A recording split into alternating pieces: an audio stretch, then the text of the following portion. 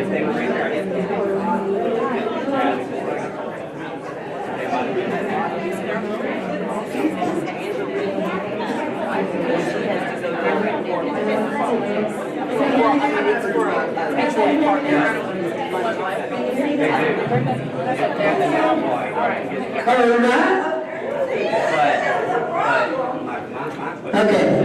Hey, down, down, down.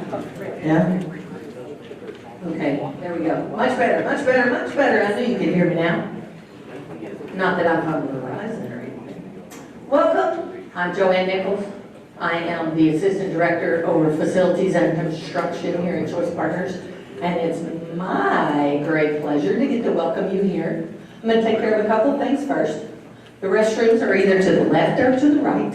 You have both men and women to that side. You have both men and women on the outside wall, just past the glass doors over on this way. You'll also be going that way to get your lunches when it's that time. So those restrooms might be overflowed just a little bit. If they are, there's 2 sets of restrooms, men and women's going that way. The other thing that we do not have any scheduled fire drills for today. So since we do not have any scheduled fire drills, if those obnoxious little things start beeping, it means go out those double doors and go to the farthest point you can possibly go to, okay? Other than that, I am here to introduce our staff, say welcome to everybody. But today,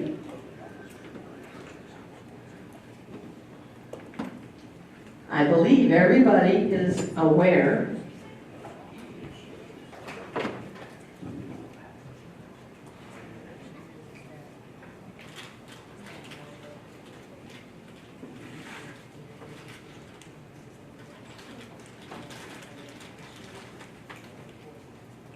today is the National Day of Mourning. All of you are aware that President Bush is being laid to rest. I get a little emotional on those things, so pardon me. But if you'll just take a few seconds here to reflect, just what you're blessed for, and that we're all blessed to be here in a free country and the land that we love. Thank you.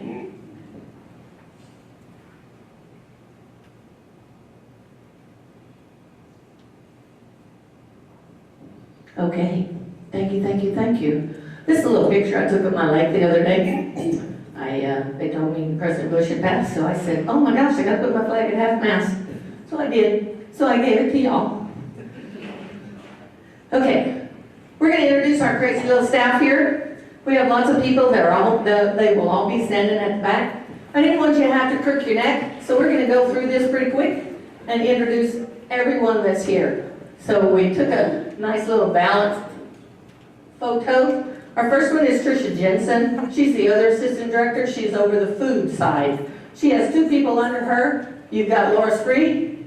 She is the coordinator over on the food. And then you have Doris Mungia, who is the invoicer and biller, and also the clerk that helps Tricia with all of her side. From there, we go down to Stephen. He's the senior manager for facility planning for HCDE. He's technically not Choice, but he is HCDE. He's our liaison with our members to help them understand our contracts and our FEMA and construction documents and different things like that. He can also do lots more, but we don't want to go into all that. Christy Dion is our contract manager. There are lots of you with technology contracts. She is going to be your contract manager, and she also does the supply catalog. But today, with so many technology people in the room, she's the one you want to look for. Karen Chesky is another contract manager. There's a lot of educational people in this room. With educational contracts, she's your contract manager on the educational side. So if you need any help there or any of services, then she's your lady to look for. Michael Robles is a contract manager on the jock side for the contracts that were awarded in the last 3 months. So if you need Michael, that's Michael. Then we have a newbie here.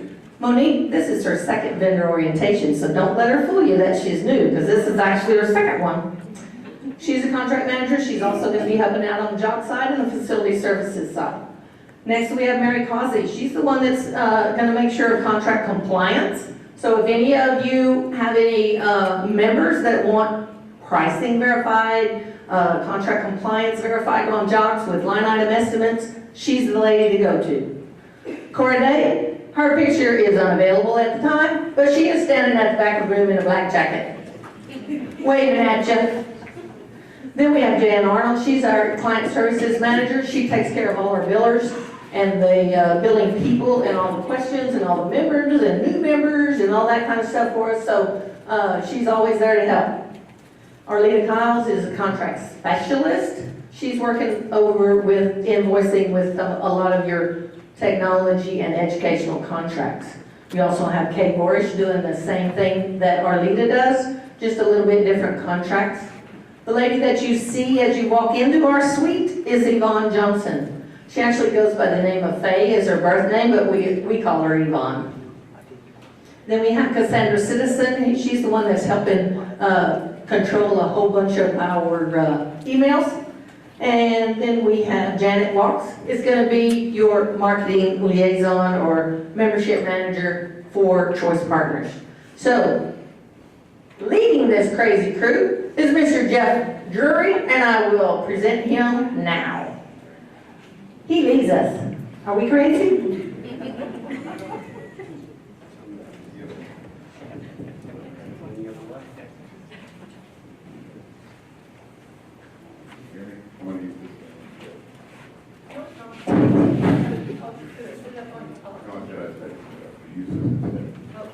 Is that good? Everybody hear me?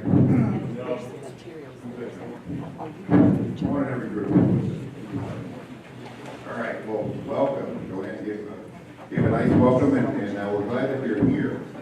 I wanted to ask a couple of questions. Now, I'm going to cover a couple of different slides here, but who's here with the technology contract? Wow.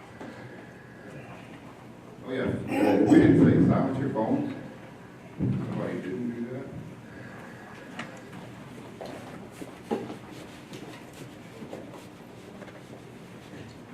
Yeah, one of the household things, housekeeping is silence your phones. Should have done that before standing up. I did one, but not the other. So a lot of technology. Curriculum, people? Couple?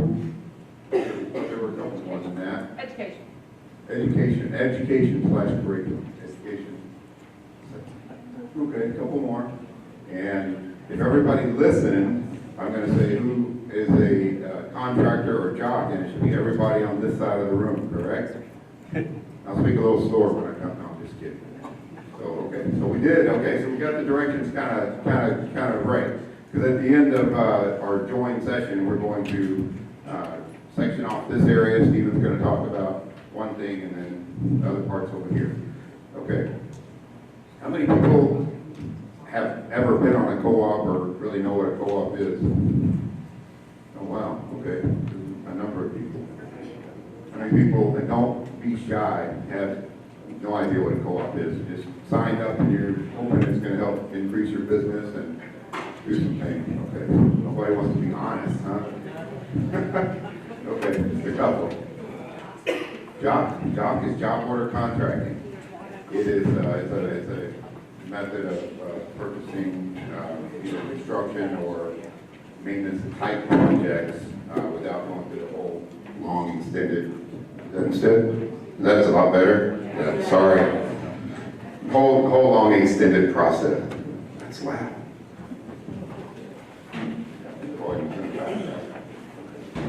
Okay, I think it'll adjust it a little bit from the back. But so we're gonna talk a little bit about a couple of different things. But we have a very robust part of the program that is the job. Hope I'm not stealing anybody's thunder, so I'm not going to say another word. Everybody will talk about their own thing. I get up here and start talking. They're like, "You just talked about my slide." I'm going to try and keep in my lane and talk about my slides. I think that's why they're limiting my slides to talk about. So he said it's crazy. It starts at the top. We're not. Okay, let's see. Okay, everybody's kind of seen what we're looking at, and then we're going to kind of break off a little bit here. right around, well, after lunch. And at that point, the rest of the program will be pertinent to the whole group. So what is the contract? What is it worth? I think a lot of us, I saw Christy, Joanne, Karen, a number of people walking around kind of saying hello and kind of just asking general questions. Who are you? Where are you from? Because a lot of faces, first time we're seeing you, first time you're seeing us. Hopefully you put a name with a face and help this contract help you, whether it's your business, whether you're a salesperson, whether you're admin, whatever part of the company you're in, hopefully help you increase your business and in turn help the local government entity, school district, charter school, county, municipality, college, university, get their procurement process. Basically, I always like to use the analogy that the purchasing guy, purchasing person has stack of requests or paperwork or whatever on one side of the desk. They want to shovel it from that side of the desk to the other. I know everything's computerized, but some of you guys that are over 22 or 23 like me probably remember paper. And it kind of helps you. What we're hoping to do is help these guys not only get a good, fair price, but help them get through their process quicker and obviously do more business with you and not have to go through a lot of these RFP processes that are very, very time consuming. You've done the RFP process through us. It's satisfied the legal and competitive aspect of the bid. So it's a win-win-win. They get to be able to get their goods or services at a good price, sometimes a fantastic price. They get to do it quicker, and it saves them a lot of time, effort, headache, and paperwork.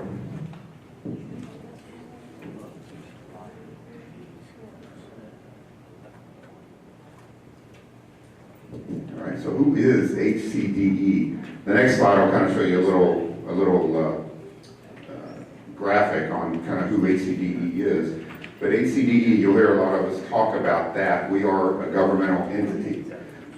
Our paychecks say Harris County Department of Education. They don't say Choice Partners. We're a division within HCDE. We are literally we're not Harris County. A lot of people, in fact, we get a lot of our members, school districts or cities or whatever, they send reports in every month and it says Harris County on it, and we just kind of shrug our shoulders and say, okay, we know what they mean, we know what they're talking about. And but we're located in Harris County, and we're not a county agency. We're actually what's referred to as a county school district. HCDE, if probably nobody in this room was around in 1889, but back in 1889 when HCDE was started, there's 254 counties in Texas. There were no school districts in 1889. There were 254 county school districts in 1889. Since then, all of the county school districts have gone, and now we've got Katy ISD, Cy-Fair ISD, Houston ISD, all that type stuff, and we are literally the only last remaining county school district in the state. But we do a lot of things that serve Harris County and the counties surrounding. Our particular cooperative, I've had a couple of different conversations already this morning. There's a perception, oh, you're Harris County, you work in Harris County, you do work only in Harris County. It's probably our sweet spot because that's where we do most of our business, but we've got stuff in Atlanta, Austin, Florida, central United States, Missouri, Kansas, coast to coast, California. So it depends on what you might have signed up for as far as responding to the RFP, whether it was local, whether it was state, or whether it was national. We can help you out. I think, I don't know the exact number, probably 38, 39, maybe 40 states now, whatever we're doing business in right now. So we are out there. HCDE survives partly by working with us. We charge you guys a fee. The school districts never pay anything. You guys don't pay a penny until you go sell something. So it's really a no-risk situation. And we're also a taxing entity. If any of you go home and you live in Harris County tonight, or you go online to HCAD, hcad.org, and you look at your little tax bill, you'll go, oh, Harris County Department of Education. That's Choice Partners. So if anybody, lives in Harris County, you can go and look, and it ends up on an average home. It's a very low tax on an average cost of a home. It's about $10 a year. So I don't know, maybe 2 cups of Starbucks, one if you get that fancy pumpkin flavor stuff. I don't know. But, it's a very minimal number, but we do a lot with it. And so they take that, and then also the money that they obviously pay our salaries, but everything, all the admin fees above and beyond our salaries go back to HCDE, and they fund some of the other programs that are part of HCDE that I'll talk about a little bit on the next slide.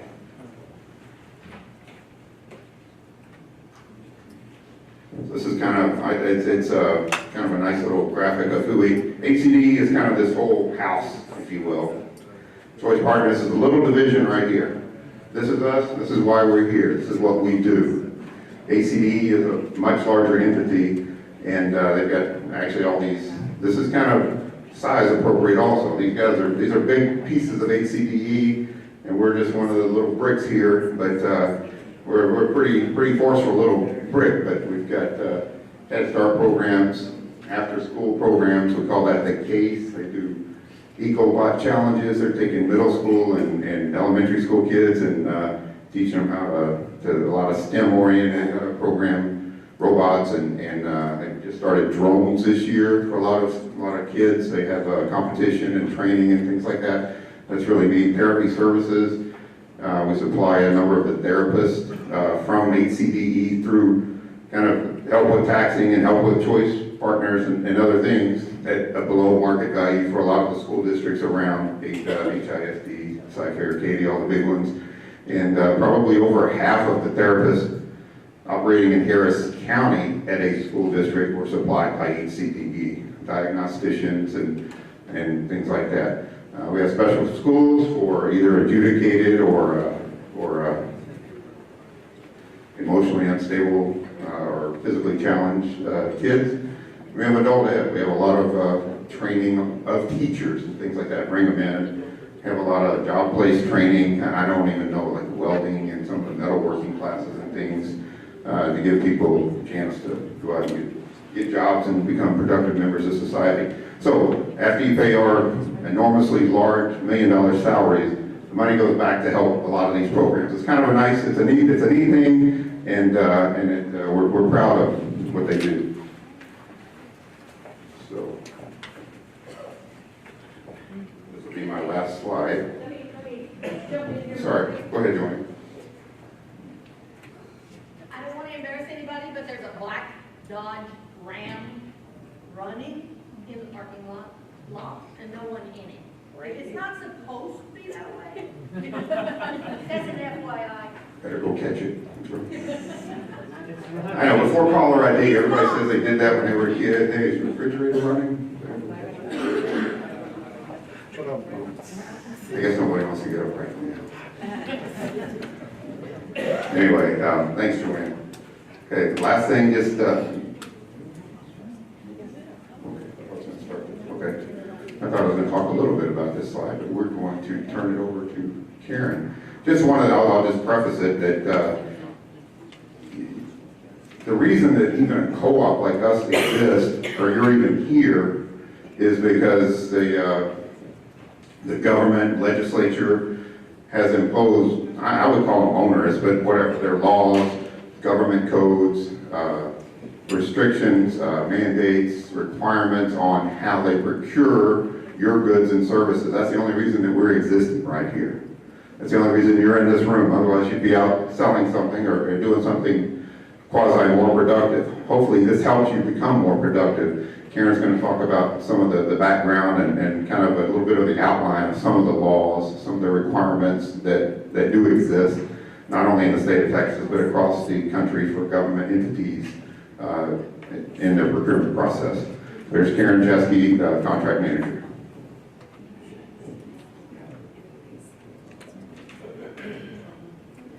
Good morning.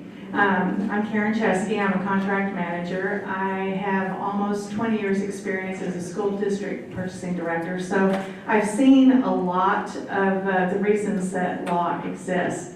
And it is a lot of paperwork, right? So those of you who compete in RFPs on a regular basis, I'm sure that you get to a point where you're like, oh my gosh, why all the paperwork? Well, there are reasons, and a couple of reasons. Like Jeff said, one of the reasons that we exist is because the law actually recognizes that most government agencies are underpaid and understaffed. And so they allow for government agencies to basically share each other's contracts. So if there's been a contract that one agency has formally bid, then another agency, through means of, in Texas, what is called an interlocal agreement, may use that contract. So that's what we do. We handle the legal part of it so that our members, who are government agencies, can take advantage of the cost savings by volume, and also by the fact that the legal part of it has already been done. So, we like to say that your contract with us gives you basically a fishing license. All the legal stuff has been done, but you still get to go out and fish. So that's one of the reasons that cooperatives exist. Another reason is because anytime you have a lot of money and opportunistic people who may be facing some hard times, you're going to have a potential for fraud. So a lot of these statutes exist because somewhere along the way, somebody did something inappropriate with government funds. So all government agencies are entrusted with protecting the taxpayer money. So we're all taxpayers, right? So, you can appreciate the fact that every time you have to do this paperwork, you're actually protecting yourself against, additional fraud or misuse of your own funds that have contributed to that entity. So the latest instance of this is what they are calling the South Texas fajita caper. So an employee in Cameron County decided that he could, with his agency's funds, basically purchase fajita meat, and then somehow it never got to its intended destination, and he sold it. So he pocketed the proceeds from that to the tune of about $1.2 million in fajita money, right? So yeah, right. So I'm sure there's going to be some kind of something, reviewed along the way to tighten up the controls on that situation. But anyway, he was recently sentenced to 50 years, $1.2 million, and he's a man, I think, in his late 30s. So, basically, he's messed up his life forever. So anyway, that's why these laws exist. If you have any more questions about, why they exist, or, what you have to do, feel free to look any of this up and do it. I will say that Choice Partners has an excellent legal staff working for us all the time to make sure that our contracts are legal and so that you are protected and our members are protected. And one other thing I want to point out is, especially after Harvey and for you guys on this side of the room, is that, as you may know already, is that when FEMA dispenses money for disaster recovery, they actually end up doing audits on that at some point. And Stephen will cover that a little bit more. But through those audits, they are looking to make sure that even the co-ops that are used are compliant with federal law. So it's very important, that you have some kind of understanding about the law and how it can impact you. Anyway, more on that later. Feel free to look us all up, and we're here to support you any way we can. I was going to say one thing before I change this slide. If you talk to anybody that's on the other side of that desk, especially in the school side, they know, a lot of these are various codes that they have to comply by, but Hurricane Harvey, a lot of them know this, 2 CFR 200, things like that. There are school districts that were not compliant in your area that spent money thinking they were getting it back from FEMA, and they didn't get it back, or it appears they might not, to the tune of not one or two or three, but many millions of dollars. And these become serious issues when you talk about who's compliant, who's not, how they're doing the work, giving them the peace of mind up front when they're working with the right cooperative, or I don't expect any of you guys to be experts, but at least ask us questions, and we should be able to supply you with answers, due diligence, paperwork, FAQs, anything that would help your members, your customers, our members feel safe utilizing our co-op. That's what we want to kind of stress here. We're not the biggest, but we like to think we're the best. We like to think that what we do is compliant, legal, and will keep you guys out of trouble. In fact, I know, like on the food side, some of these schools like to get on our contracts when they know an audit's coming up the next year, because they know instead of them having to mess with all that stuff, they use our contracts, and the TDA auditors and stuff say, oh, Choice, you're taken care of, we know Choice. I mean, they will do a spot check. I'm not saying they don't check, but it's almost to that extent. We're pretty good on the contractual side and knowing how to keep these guys compliant and give them a peace of mind dealing with you guys.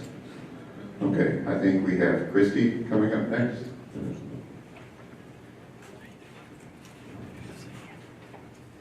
And with all of those hands that came up on the technology side, Christy may have gotten around to talk to a lot of you, but she is the contract manager on a lot of the technology contracts. So if you don't remember her from earlier, technology right here. Hello, everyone. Thank you. Like Jeff said, I do the technology contracts. I also write the supply catalog and manage it along with Arlene Kyles. As Jeff spoke earlier about our triple win that we have, the way it's all connected is kind of, if you're more of a visual person, this will help you out. The interlocal agreement that we have is between us and the district, which is your clients. And then you have that, we have the awarded contract with us. So that's where the vendors are connected to us and the members are connected to us. And then the PO connects you to the member, where everything goes through the legal procurement process. Whenever you become a member, you have to do your monthly reporting. This is out on your member dashboard, which Janet Walsh will go through later and show you how you'll be logging in as a vendor if you don't currently know.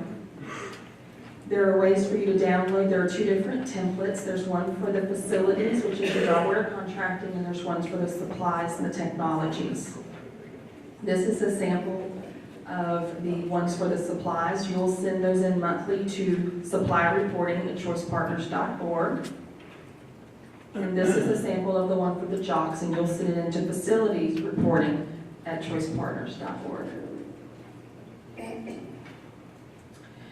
As you're aware, we have multiple commodities that we do cover, from educational technology to construction. So if you may only be on the technology side, but you need someone to do an installation for you, this is a good place for you to be able to look at and see what job vendors are available covered under our contracts that can work alongside with you to be able to do that installation for the client. We're going to go through a few of the checklists. You've done your RFP process, you've done the rigorous 1295 Texas Ethics Commission, Senate Bill 89, all those lovely forms that you had to fill out, and you went through an evaluation process. We have multiple people that come and do our evaluations for us, either in-house or from other surrounding districts. We give them all of your information that you submitted on your RFP. They evaluate you according to that weighted criteria that was part of your RFP proposal. And then they recommend to us basically what your numbers were, and whoever was the highest out of those commodities are the ones that get suggested for award to our Board of Trustees. Once the Board of Trustees gives it their blessings, then you become an awarded contract holder. You go through the procurement process. Whenever you contact your clients, you're able to get a membership list off of the website as well. You're able to contact your clients, and they are the ones who choose their method of procurement. You can suggest to them, hey, I'm on the Choice Partners contract, here's my contract number, would you like pricing through that contract? Because you may be awarded on multiple co-ops, not just ours. And so you need to make sure that you're getting the one that that district is wanting to use. If you go to them with a different co-op, they may say, no, I only want choice contracts. Then you have to give them your pricing that you submitted for the choice contracts. The admin fee, as Jeff mentioned earlier, goes to pay our salaries and our overhead here, and then we turn around and get the rest back to education. So I like to, whenever, I used to be in the purchasing department for several school districts around Houston area, I was the director of purchasing. And I always liked the fact that that money was going back into education. Some co-ops do offer a rebate back to that campus or to that district, but now whenever the federal funds are getting so strict, those rebates have to go back to those programs, and if the timelines have already ended, then it just makes it a hassle for that business office of that district. So I like the fact that even though it may not be coming back to my district, it was going towards education, which, I think is awesome. So your admin fee does do more than just pay our salaries. It goes back into the school. So that's I think, a selling plug that you could give that Choice Partners provides. Like we said, your reporting is due monthly. We do invoice on quarterly. Some contracts, if you want them invoiced monthly, we can do that. Excuse me. Whenever we go to look at your contract for renewal, we do look if you've been reporting, if you report zero, or if you don't report at all. As a contract manager, before renewal comes up, about 4 or 5 months before the renewal comes up, I will go through all of my clients and I'll look and I'll say, well, this vendor's been reporting zero. Let me contact them and see if there's something I can help them. Maybe they don't know about what our marketing team can help do for them to be able to push their product or service.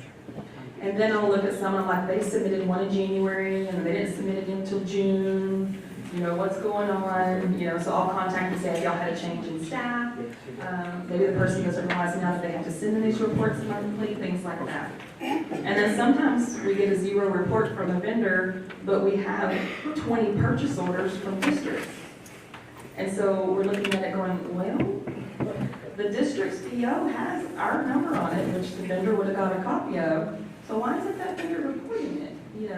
And I'll always give the benefit of the doubt that something changed hands and someone wasn't realizing of the reporting, or maybe the sales staff didn't give it into the reporting person to do it. Or it could be the case that the vendor just doesn't want to pay that fee. So they think if they don't tell us that we won't find out.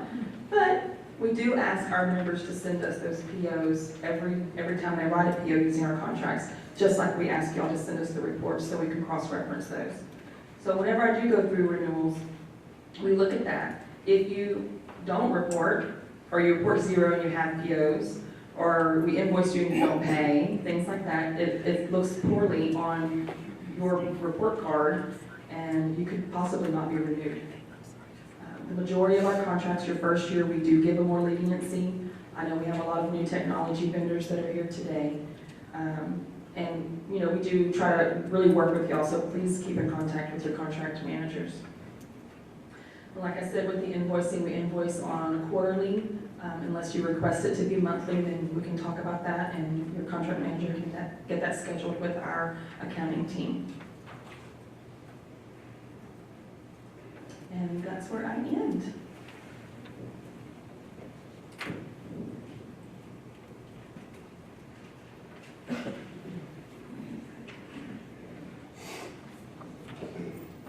Good morning. I just want to start by saying this is so awesome to have this much representation from the vendors who have chosen to partner with Choice Partners. I've been with them myself as a vendor, and now I get to work on the other side where we do support for you. And we want you to know that there are so many tools here that I found with this co-op that I didn't have when I worked with others. So welcome, and I wanted to let you know, I'm Janet Watts. I'm with the Client Engagement Division of Harris County Department of Ed. So I work in support of Choice Partners, and I'll be your liaison for any kind of marketing assistance that you can get. I'm here to help you know how to use your contract, how to get the most out of our existing members, and how to glean some more customers in your direction. So one of the first things we start with, and this is printed in your blue bag, if y'all haven't delved in, go ahead and look around. In there is a list of each of these PowerPoints if it's too small to read. But it says, where do you begin? So one of the first questions I always ask is, who is your best customer? Right now, who is your best customer? Anybody? Current customers. I'm sorry, who said this? Yes, sir? KDISD, you said? K-12, ma'am? Okay, all right. What I'd like to remind everybody is your best customer is the customers you have right now, correct? I mean, we all can agree, and y'all, go ahead, we need that levity, but it's true. You gotta start with who you know. So there is a way to transition from the way you've been doing business with your existing customers to saying, wow, did you know it might make it easier procurement for you if you actually go through this contract that I've recently been awarded with Choice Partners. And from all the direction that Karen was explaining to you how legal we are, Christy was telling you the compliance and support we get of your contract, you can actually say, if I've quoted you in the past, and you want to move forward and have an easier procurement authority given you by your the purchasing person you have to deal with, and you can say it'll be quicker, and it could possibly be a better price for them. You would know what you've been offering them in the past. But if you want to make sure they don't go out shopping, and you want to keep them secure, let them know that you're going to offer them the best price possible that your company offers through our contract, and then you tell them, I'll quote you, and make sure you request, I want to get a quote through your co-op, because it's up to each member to tell the vendors, y'all, what their method of procurement is. So when you do that, and you put your contract number, the choice partner, on your quote, and when they give you a PO back, make sure they put your contract number on that quote. It's a couple of reasons why. That way you know you can validate it's your project and how you quoted it to them, but also you've got to think about your customer. It's so important that they know that you're taking care of them and you've got their back. For audit purposes, if that quote number isn't on there, it gets lost in the shuffle, it might go to a different co-op, different hands handle it, so let's just make sure you do that. So if your best customer is your current customer, how do we grow? Now, you have the choice, being one of our awarded vendors, to use members or non-members. Either way, there's not a restriction. You can have, and you'll see it in your blue bag, there is a list of our current members right now, and it's growing daily. Before I came down here, I received several more from out of state, a couple of in-states, just got a great word from one of our field reps in the back, Waller County just signed on. It's all just growing and going regularly. So every month, we will update that list as we move forward. So you can go to the members and offer them. But don't stop if an entity is someone who wants your service or you'd like to share your service with and they're a non-member. That's where we can come in and help, and you can break the ice. Say, if you're interested in working with me, you want it to be a quick procurement process and very legal, I'd suggest going through our contract with Choice. And here's why. Or you say, please let me give them your information, and that's my job, is to share with them the benefits of what they can reap other than just working with you. Because sometimes people say, well, that's you telling me this, but what about this and this? They have all these other questions. Your job is to know your product and your service well, and you're linked to us. My job is to help share with all of them what benefits we can provide them, because there are tons. And I tell you that we're getting a lot of feedback on a regular basis from our members that say, it is so much easier. I don't have to look behind me to wonder, was this done? Was this done? How legal was it? Did I line up with what's needed? So that's another way you can grow. We have a question here about a specific vertical market. You might say, right now I'm selling just to ISDs. I can't read you. I'm so sorry. After the slide. Pardon? Break after the slide, please. Oh, yes, sir. I'm sorry, I'm sure y'all want to get up and have some refreshments, so we'll stop after this. The vertical market could be a shift for you. This being a part of our co-op can offer you the chance to get into an area that maybe you've not been able to sell to before.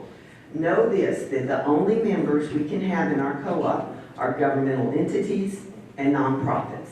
If your main focus in the past has been B2B, but you'd like to spread your wings and go try out some other ground, that's where you can say, oh my gosh, look who I can talk to now. That university has been just prime target for what I can offer, but I didn't know how to get in there. Now, this is your avenue. There really is a lot of importance to having the name come before you because they know what they can get from it. And if not, again, call us before your sales reps go out and I'll review with them the benefits that we can offer, what it's going to do for open doors. Now, Christy, yes ma'am? I just had a quick question. It doesn't cost them anything to become a member. Zero, not a zip. Yes, ma'am. I don't know if all of y'all heard that, but it costs members nothing to join. There's no annual fee and no annual recommended purchase level. It is just an as-needed basis. Yes, ma'am. I didn't see state agencies listed. Is there a reason for that?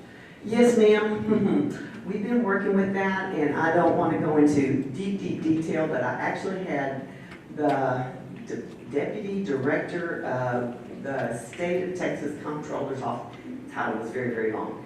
And he contacted us to say, a couple of my divisions under me, and one of them was TDCJ, like the juvenile department, he said, we're just going to have to step back now. They were a member for a while. I don't want to go there. So if it comes to a point where you want to deal with a state agency, could you please contact Joanne Nichols or Jeff Drury, and then we'll see what the status is at that time. But they told me at this point, let's just kind of chill. Yes, ma'am. It's a national contract, so it shouldn't prohibit any other states from not doing it, right? Now, in other states, we leave it up to each entity. Now, when I say we have 38, 39 member states, it means individual entities that are governmental entities or nonprofits in that state. It doesn't mean the state itself said, I'm joining and anybody can use you. Because there is a difference in one of the eastern states, I'm trying to think, Alabama, where they say the state comptroller of Alabama only allows certain entities to use us if they go and ask permission. But everybody outside that can do it on their own. So it is different, but we're here and welcoming your request for assistance, and I will contact them directly, or Jeff and Joy and I, and we'll get it resolved for you. Yes, ma'am. What is the process for nonprofit? What is the process for, say, a nonprofit? Because that's actually an avenue that I've seen that has tremendous potential because they have the need to purchase, but they don't have the resources to do it. And with like HCAC, the process for them to sign up is, it takes them a month. Oh, it's horrid.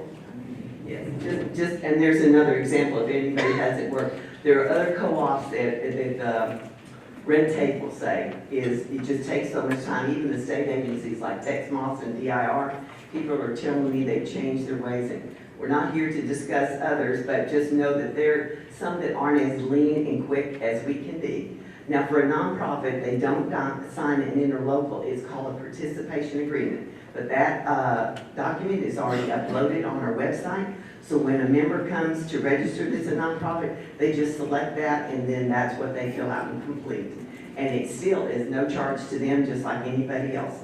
Now, for nonprofits, and Joanne just confirmed for me, a 1295 form from them will be required before we can submit their participation agreement to our board for ratification. And that goes national too.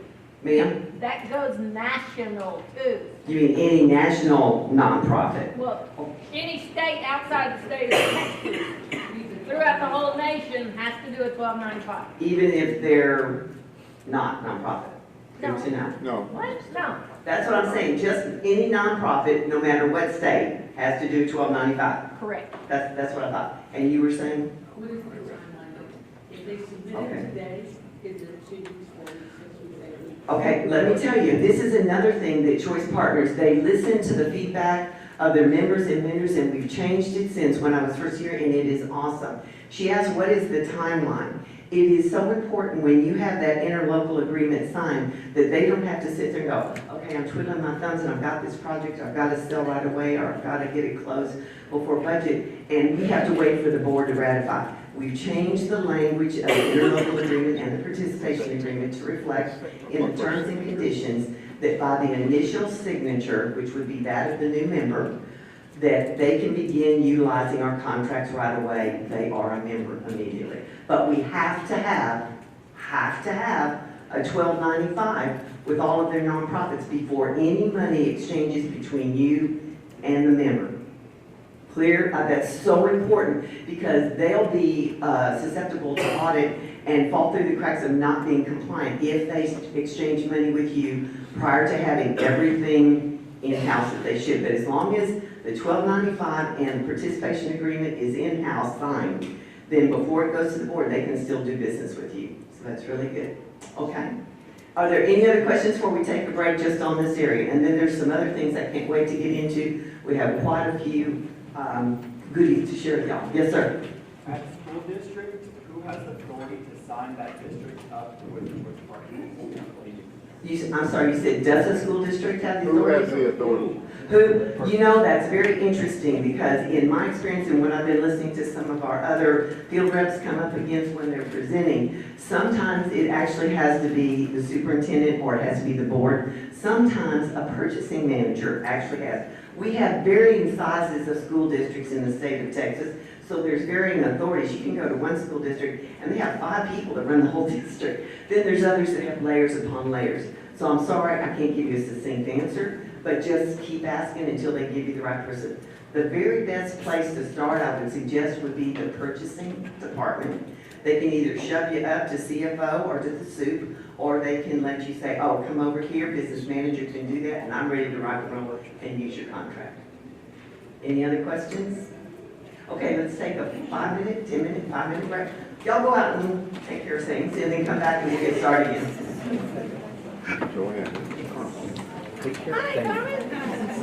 Forever, ever, ever. How have you been? I'm good. Good.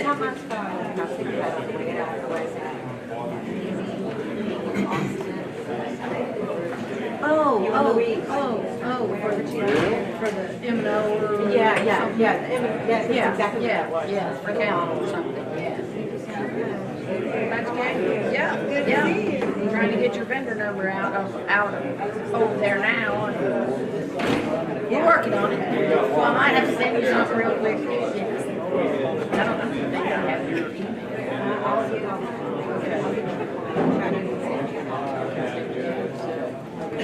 and contact with anybody in Choice is their first name and at Choice Parker. Oh, is it? No, it's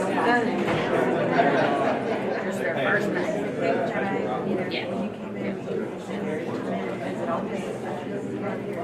It really depends on the contracts that we've done the last 3 months. This last 3 months, we actually did a job, which was a big one. We did technology, which was a big one, and then educational materials. So 3 contracts, 125 new contracts. There you go. I'll answer whatever I can. Luckily, no one's called today. Sometimes this room has. You bet. What's it? We're a crazy kind of crowd.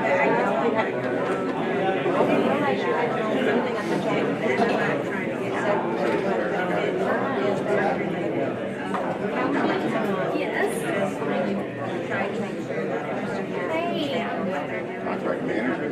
Well, I feel bad letting you know because I can work on that. She's in court. Is she? Yeah. As well coastal well. And we thought about trying to send you, but we thought it was much better. All we're doing is sponsoring parking. She'll get to talk 10 or 15, I mean, 5 to 10 minutes. Absolutely. She's about 6 months. Really? That's what I kind of. And she's here since She lives in Sugar Land down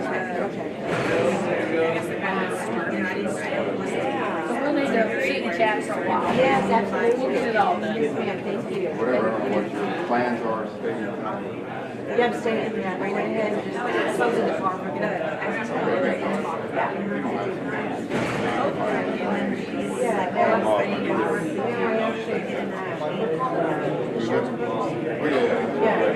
A lot of instructions you might need to change, put it in your GPS. Got a military raise. Oh, that's.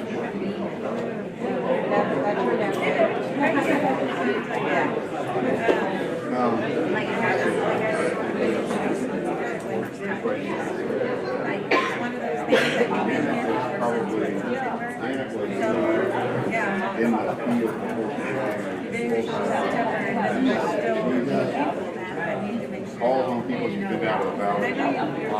See, I don't even know, I'm like, I said, McAllen, Brownstone, oh, they're all down there. She would say, oh no, that's about 25 miles. It's 183. So make sure you stop by Cafeteria, whatever. How was the valley for you? Yeah, we will. She said, all we do is like, I need to and talk to this guy for a while. It was a really good meeting. It was just cold, out of the call. You didn't visit Roswell? I think that guy said like,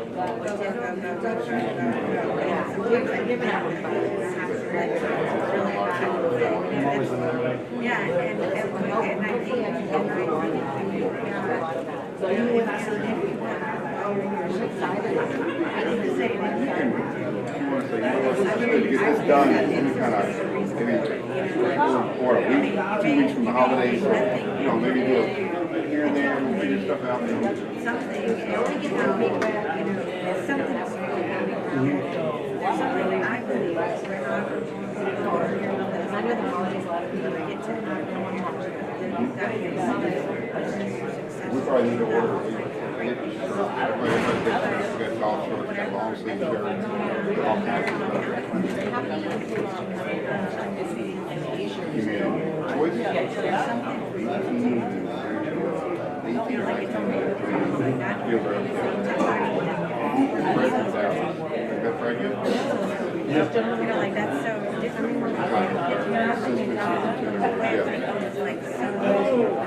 Like for me, that's not.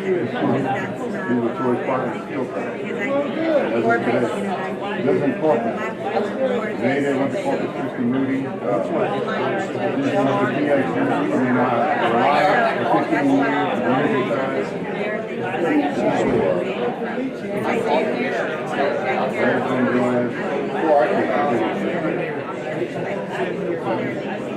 Have you seven? He was way up in the That's what he north, said. somewhere So down. eventually I'm gonna end up now professional photography.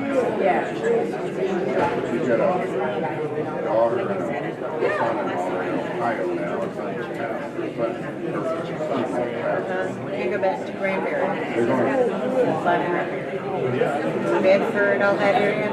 I told him I'll cover all that for you. Yeah. Right up north, you may need to go south. Yeah, these things out, that's funny. My sister, actually, last time she was coming up from Christmas, she lives in Flower Mound. How far are you from Flower Mound? Oh, I know. Or five. Yeah. So you've been doing this for 7 years? Yeah. Are you a contractor or you're a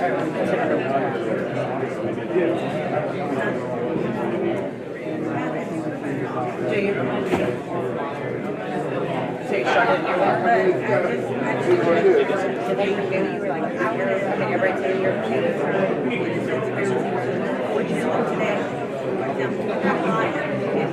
A what? Oh, where do you want to do? I'm talking about when they say, who do I talk to?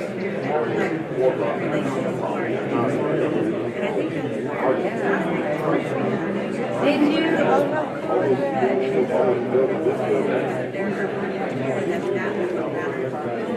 Did you?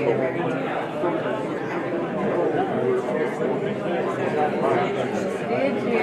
That's so awesome. Good for you. Well, we're so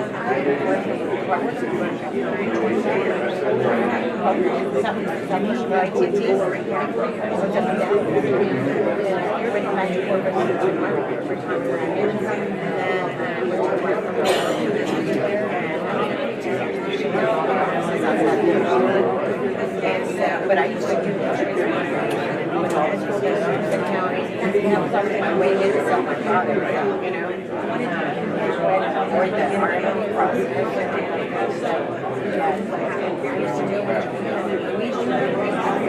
Yeah. Yes, that's what I do. That's what I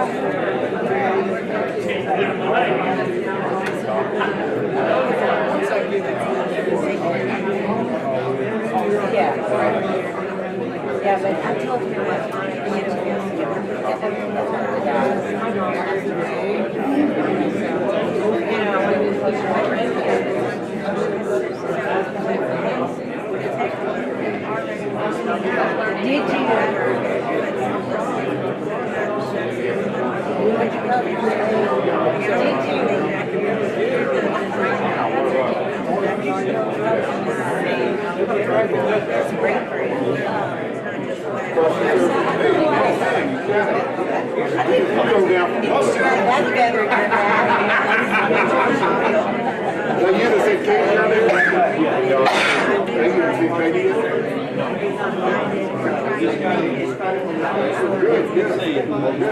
I'm glad you made it. It's gonna be a little fun. And, you do anything down south at all? South Texas?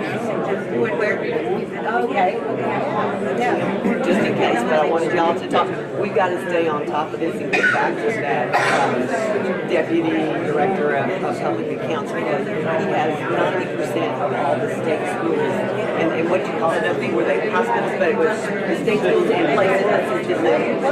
And I just spoke to somebody at a conference I went to, who, kids from Harris County are being sent up to Glenn County, I think it was, or, no, that's way up. There's some other NC over there. And because I said Parker, because we have a Florence Academy here in Houston, but he said up there is a place where they're living. So someplace west of San Angelo, or between San Angelo and Brownwood. And there's a school right across from it. And so I'm just saying, we need to get home and get to talk to them. So maybe you and I do that letter together, but whatever. When we shut the door, we lost the school, the one in Huntsville that's inside the prison. Remember that one? Okay. That's when the door got shut. The TDCJ guy that was over that said, I'll report to the deputy director. He says, no, that we all have to stop. So maybe it's a confusing issue because later, I don't want to confuse you, but someone from his office tried to register for them to become a member. No, wait, your boss was sitting there. So they got to sort it out themselves. So I'll let y'all talk, but stay in touch.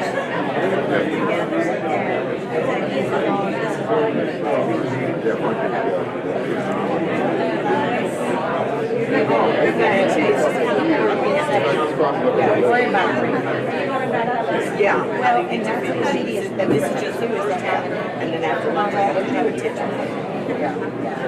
Well, we get outside.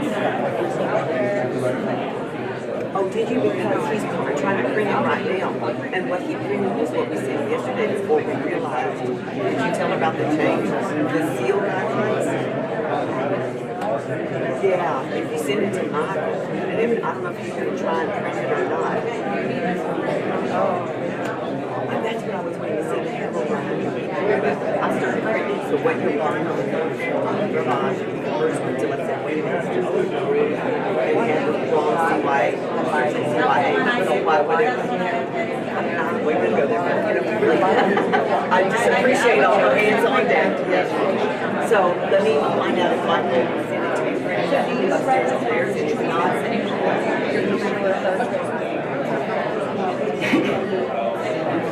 Troy's part of this Troy's, that's the black.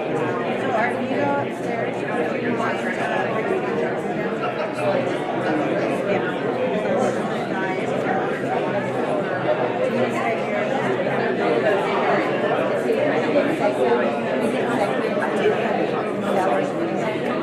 No, he's still, he always put business first, it's like this first. You know, it came up to me and asked Janet, which one of those trainings has vendor exhibits and receipts that she's got to make sure you get it. And I'm talking to my God, she was really big time.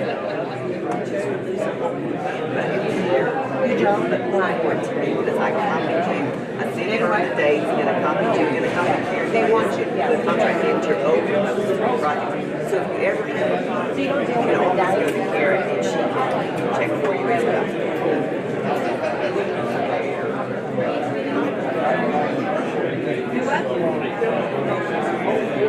If somebody's gonna let you in. No, it's still that you guys know.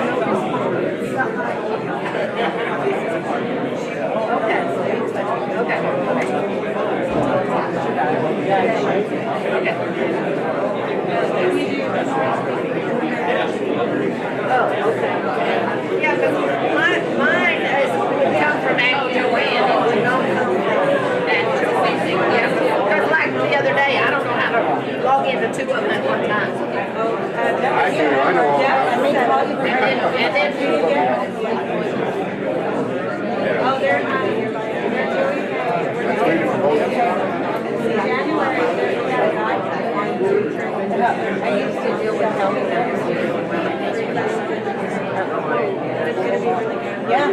Joanne's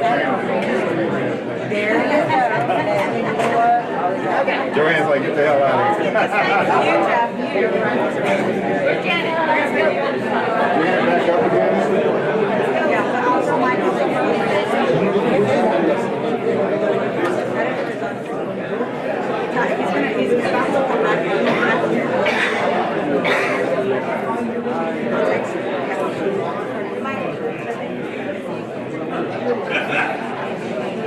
The biggest shame right now is to wake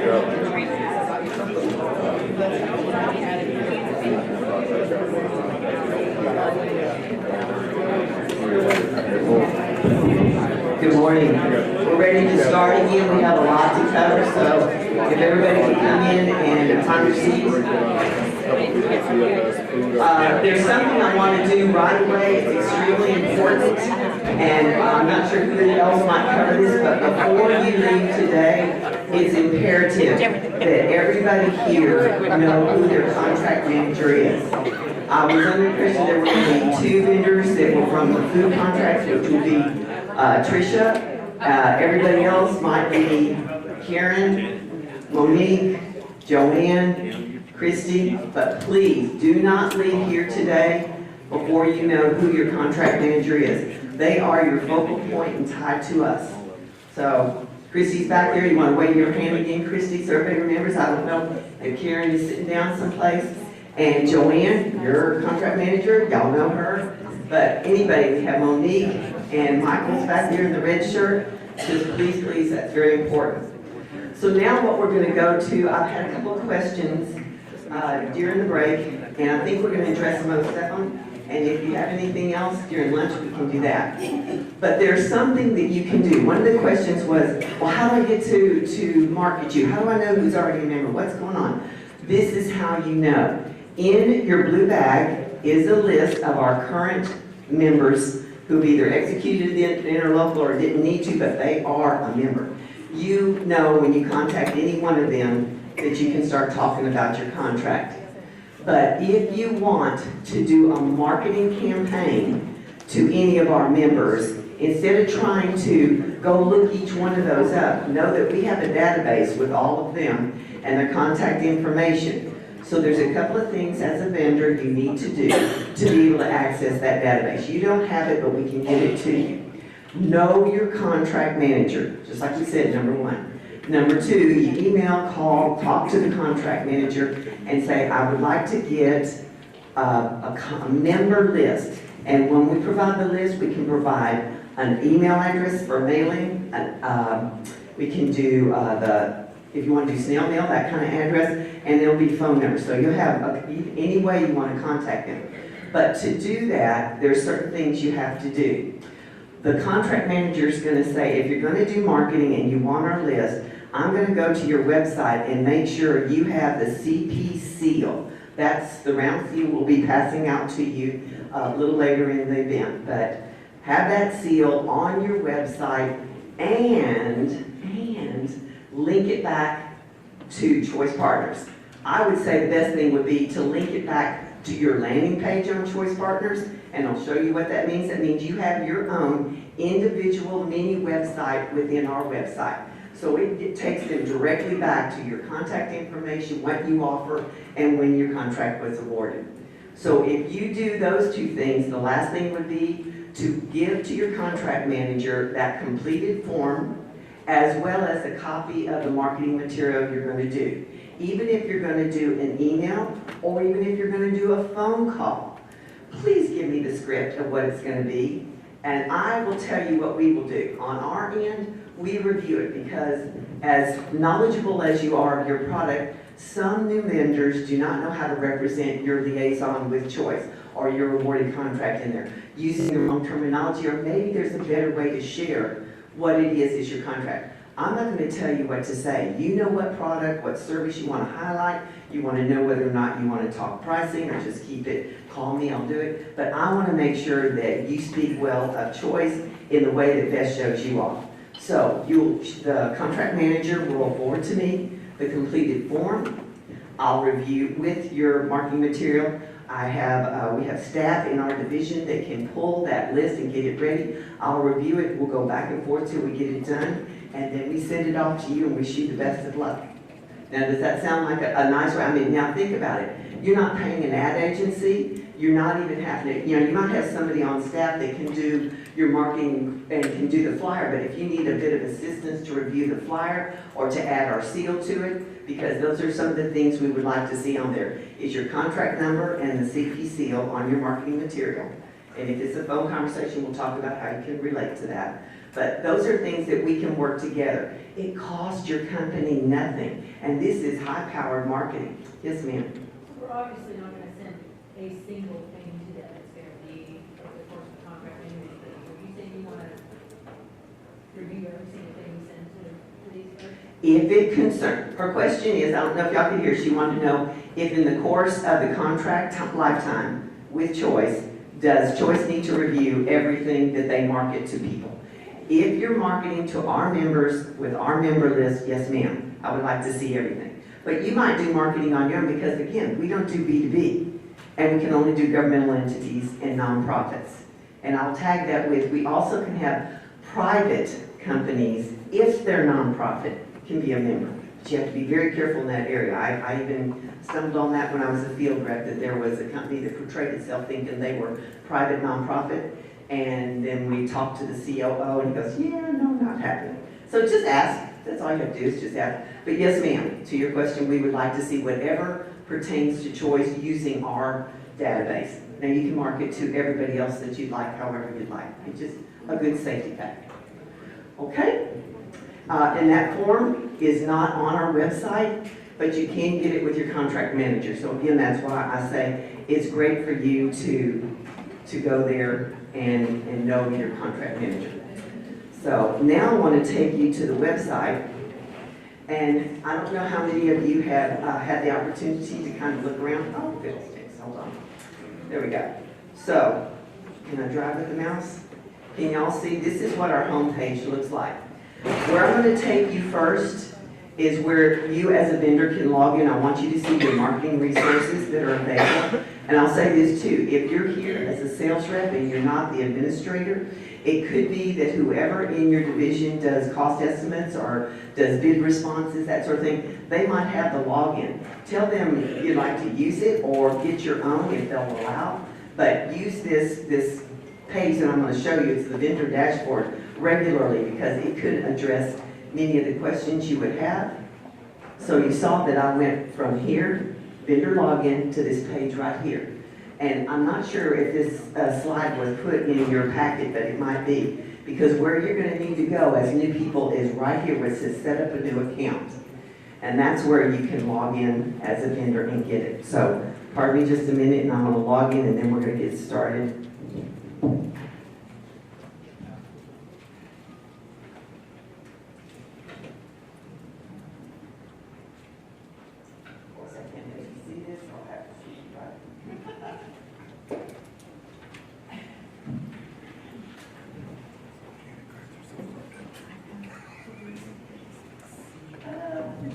All right, so this is the vendor dashboard. It's the main place where you can go to get most of the information that vendors need.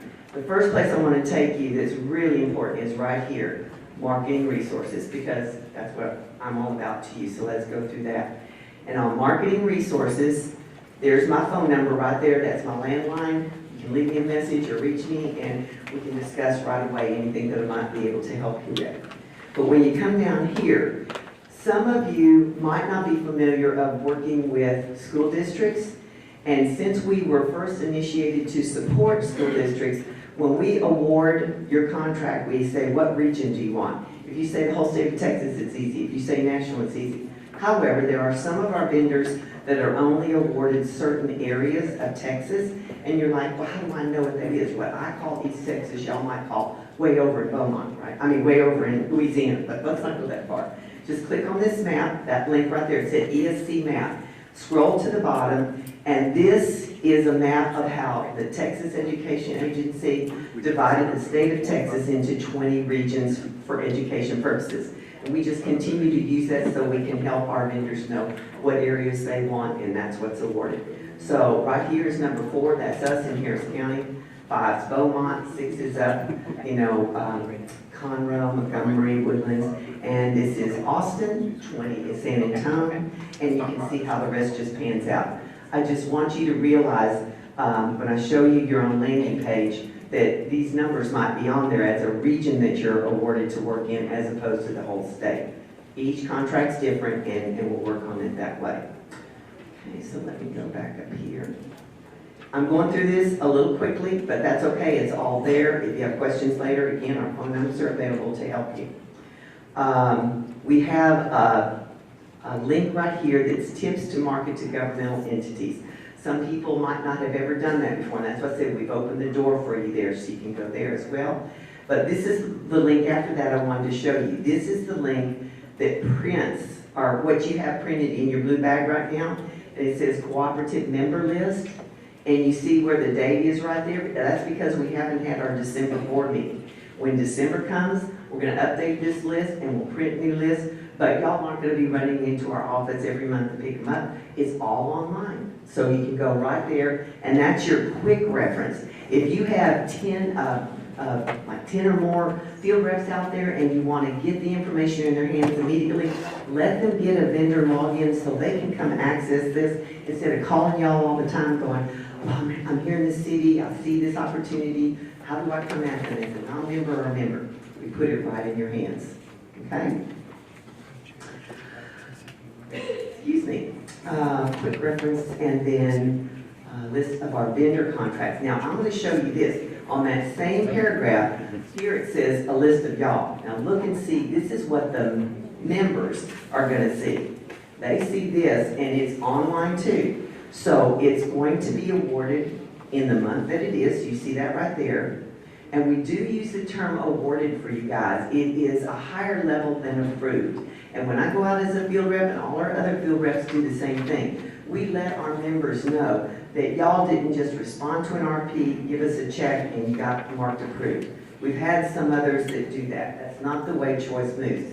You had to literally be vetted, go before a committee, be graded, and you were awarded, and no money exchanged hands. And that's one of the benefits you can share with your sales reps that makes you different than an awarded vendor from any other co-op. You didn't pay your way in, and you have the credentials to get you the award.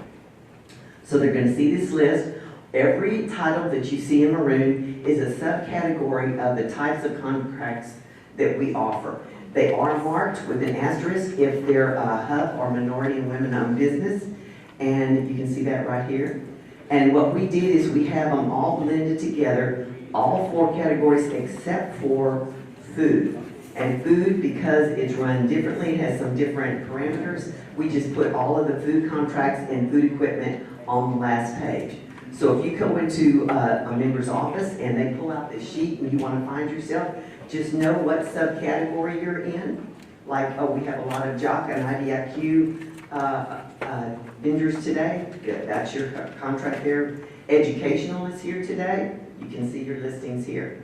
All right, but again, remember, this is the November list. So if there's any new, you'll have that as well. Any questions on those things? Those are important tools to help field reps when they're out. Now, here's something that's near and dear to my heart.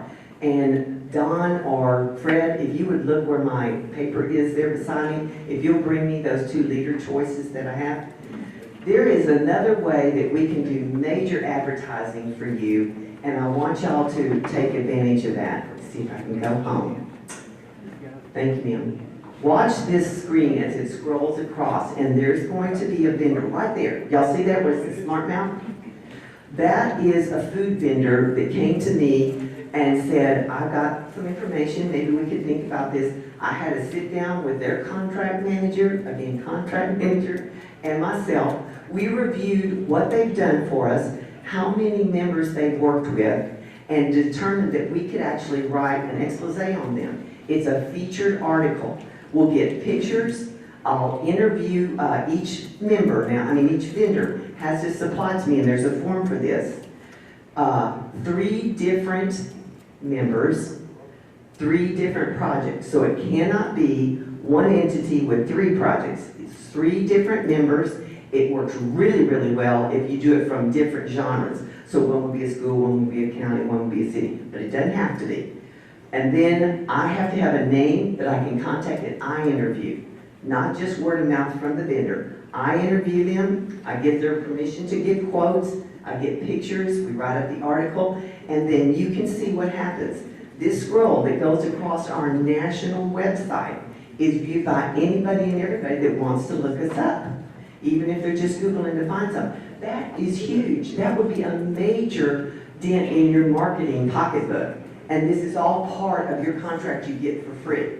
But it's imperative that as vendors, you get this information back to your contract manager, because there's one of me and a bunch of y'all. So to be able to cover it all, I won't know each individual thing. I was at a conference recently, when was that, October, ran into one of Joanne's vendors. He came up to me, said, howdy, guess what? I've got this contract with the city, this contract with somebody else. I'm like, well, where have you been? I want to spot like that. You're absolutely who I'm looking for to put that out there. Now, you say, well, what about them? I don't care. What about me? Let me tell you what about you.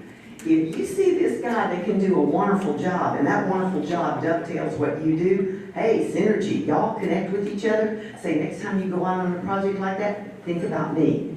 A member can use multiple choice contracts on the same project, but that's how y'all help each other grow. That's how we help support you with this free marketing. And to me, it's fun. I mean, I had a blast doing this, and I'll tell you what the gentleman did from SmartMouth. He said it was so advantageous to them that their hierarchy in marketing said, can I reprint this? And now they're printing it up and sending it out when they go to exhibits or they give it to their field reps to have some material in their hands. Say, this tells you what we do and how you can access it. So do you see what I'm saying? It's just one thing after another that brings you home to what you need. Any questions? Again, start with your contract manager, have them contact me, and then we can get the ball rolling. Yes, ma'am? I didn't see on that list where you have the phone number, email address. No, you didn't. That's the list that you'll only get when you contact your contract manager to do a mailing or an outreach, So whatever. that's not where we go to get it. That's where you go to get an immediate answer of yes or no, they're a member or not a member. But for your actual marketing campaign, yes ma'am, you have to contact us, fill out the form, and get us the marketing. Good question. So let's go back to the vendor. Let's see if it'll take it back here. And I want to go back to the vendor dashboard and complete some more that we have. I want you to know that in your contract, it states that you should attend no less than 5 exhibits a year. It doesn't have to be exhibits prescribed by us, but when you go, there's a seal at the back that we're going to give you before you go. Please put that seal on your table, but it is good for you to get out 5 or more. And if you have an idea of, or want ideas of where you can go, we have this list here that shows you where we're all going. And you're very welcome to come anywhere we're going. But there is a conference coming up, I can't remember, she left. There's one just for computer, the TCEA. Every techie in here probably knows about it. That wouldn't necessarily be so hot for the jockey people, but you know what I'm saying? Find the ones that are relative to you, and it'll help you out. Then, this is really important here, where we have the CP seal to download. When you're making any of your marketing collateral, or if you want to put your signature, and you want to put that seal with your signature, that'd be awesome. We have guidelines for that. So right here is where you can click this link, and it'll open up a page that gives you all the guidelines with the correct colors and with the correct sizes. And if your marketing staff needs assistance, pick up that phone and call me, and we'll get you what you need. Some people like JPEG, some like the other kind of PDFs, and we'll work with you. Colors, you know, if you need that, there are specific colors, and we'd like to keep our branding succinct so that nobody can say, oh, I'm just going to do a little bit of maroon, or I'm just going to be a titch more purple. And it's like, no, because then they won't recognize you. That's why we give you the seal. People are starting to see that seal and go, I know immediately who that is and what's going on. So we appreciate you working with us on that, and we're glad to help you look better. And down here, you're looking for leads maybe that are beyond our members. You can always come here and see any bond election results. We try and keep this current. And what that will do for you is say, oh my gosh, they got a bond election, you were just talking about, you do some construction, other people might say, oh, look, they're looking to upgrade their technology. This is another place you can get a lead. You can find this information elsewhere, but we try and put as much assets to you online so you can get it all in one stop. Are there any questions on that so far? Okay. Michael, can I have 10 more minutes or, okay. Okay, so now what I want to do for y'all is to show you the other side. You have to be empowered to do your part well, but isn't it always good to know through the eyes of your customer, through our members, what they're going to see and what they can do? So give me a moment, I have to put the mic down, and I'm going to log out as a vendor, and I'm going to log in as a member, and I'm going to show you what they see and how they run around on our website.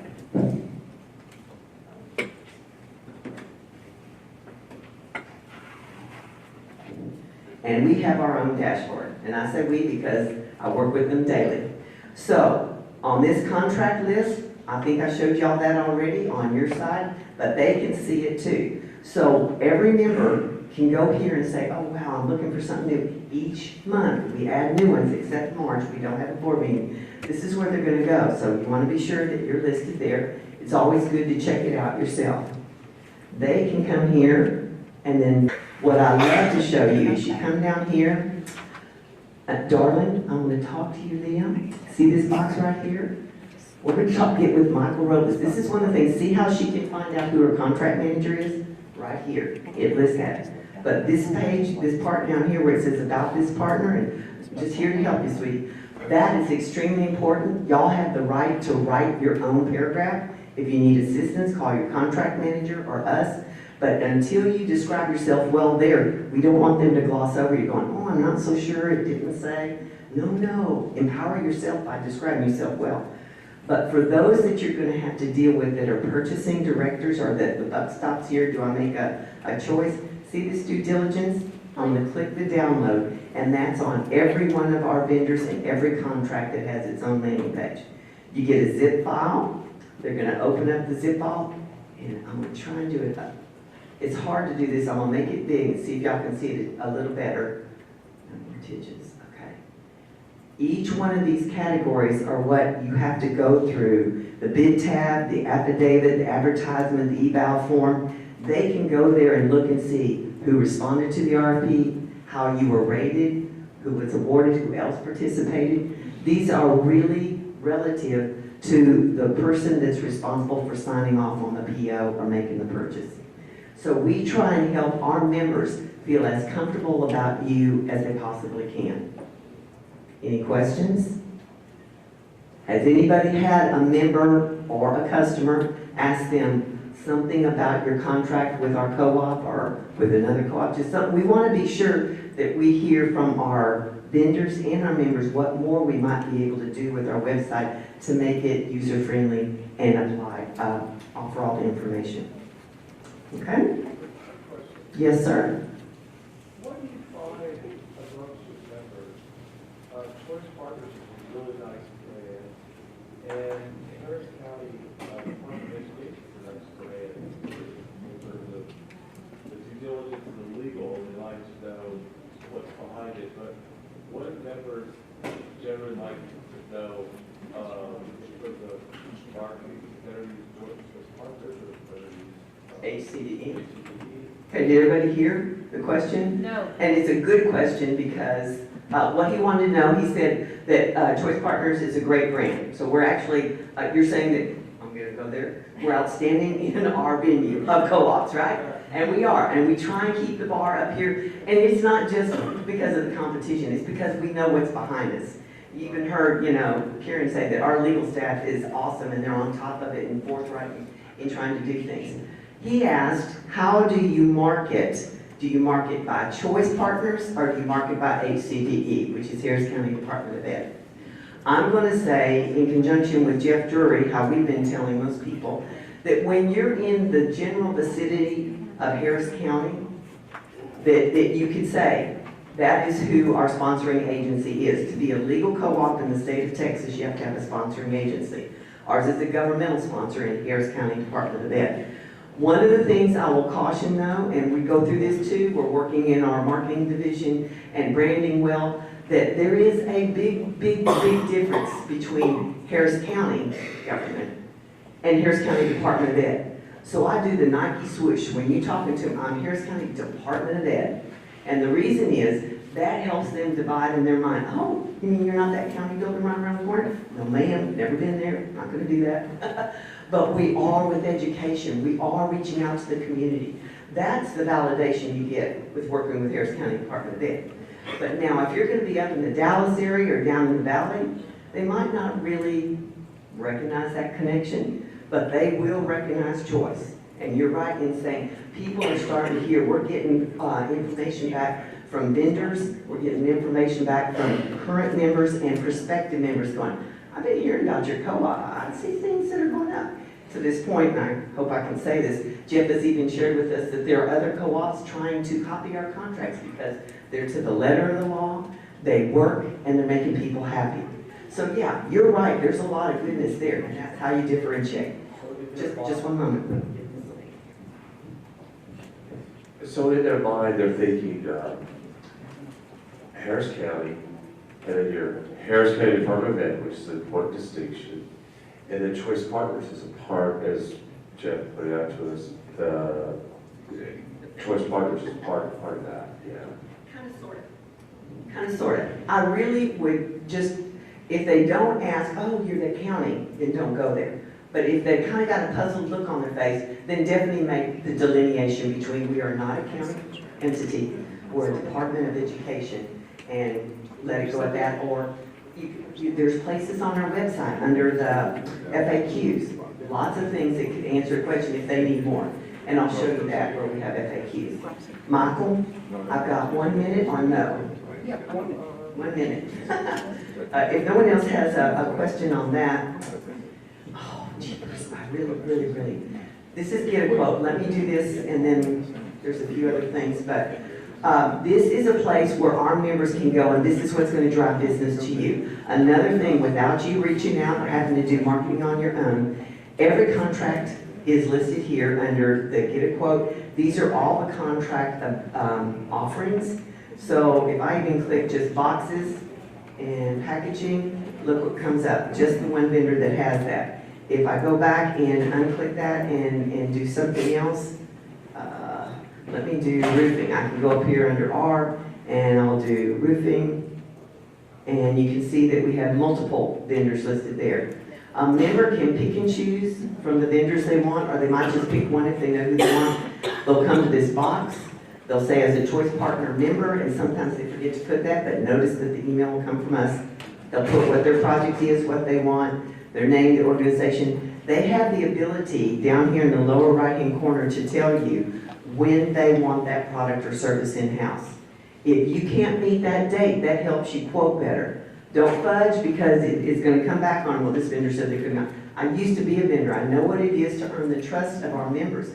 The more trust they have in you, the more they're going to go to you first before shopping around. The other thing is over here, they can upload pictures. They can upload specs. Maybe they're hunting for a refrigerator and they've been looking for a while. Maybe they know exactly what they want. Instead of having to do it all up here, they'll just say, please quote a refrigerator per the attached specs. When they hit the submit button, that quote request is going to go to whoever was listed on your landing page as the contact. Okay? It's that simple. And without going out looking for more business, that's a hot lead, not a warm or cool. So I got to say bye, but I'm just going to show up just one more second, please. Okay. This is good stuff, y'all. Okay, see this About Us button? Y'all come run down here and see FAQs. You were saying, how do I explain the difference? Come down here to contact us. This is good for you and for them. That's a list of everybody that was introduced prior. We have the event link here.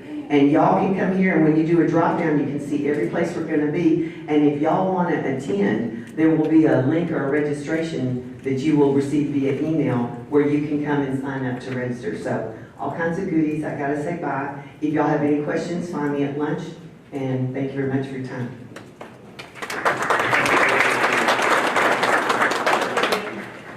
Also, one button, I'm gonna show you where I'm gonna put the presentation as soon as this is over.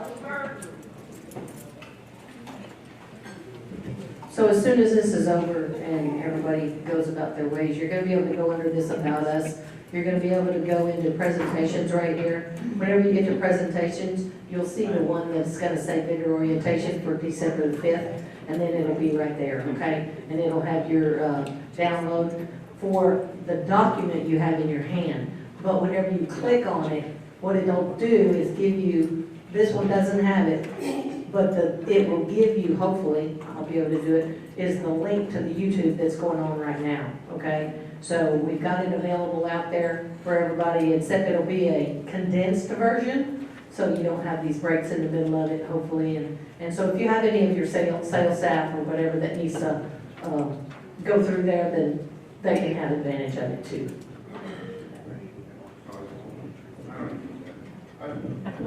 I was just gonna say one other thing, and I hope I'm not stealing future thunder, Janet, in the afternoon or whatever.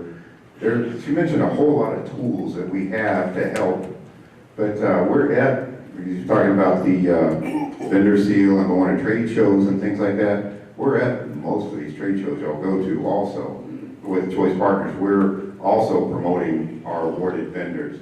So I just wanted to, I don't know if that's been blatantly obvious or if I'm stating the obvious, or hopefully I'm just kind of trying to let you know another way that we do help. We're always there. We always have those our Choice Partner seals with us.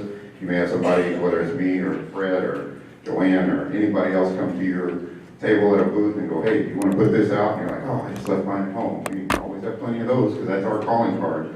And so we like you to display those, and we attend a lot of these things also. I don't want to be the person standing in the middle of lunch, so I think it is ready out there. I saw them dropping water here. There's either possibly tea or soft drinks, something out there also. Box lunch, just go ahead and grab them and come back in here, and then we'll kind of do that split and go from there. Thank you.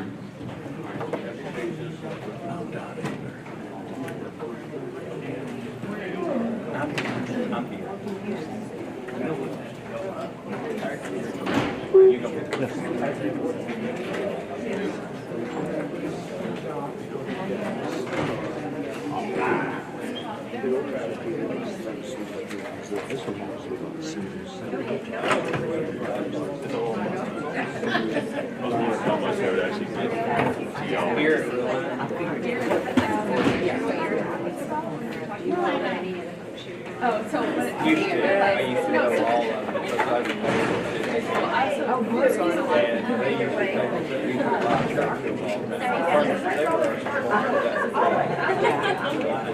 So it's completely different. Yeah, they were really. So I just wanted you to know, but it's like. Well, they changed it. Okay. There it goes. Okay. No, I just. Yeah, that's We need to figure out who that contact's gonna be, Sarah. Who's gonna what? Who's the contact? We gotta go through and get the page of Go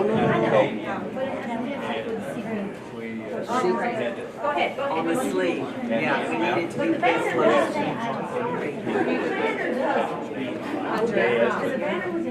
air support system.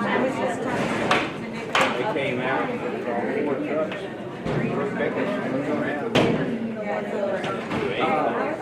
How you doing? So. Sorry, I was trying to get all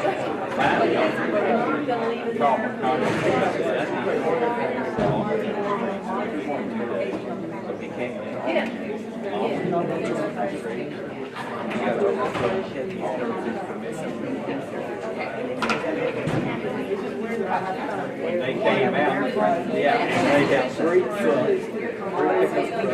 You and I could use that. They would want to They were cleaning up on his arm, getting kids up with he got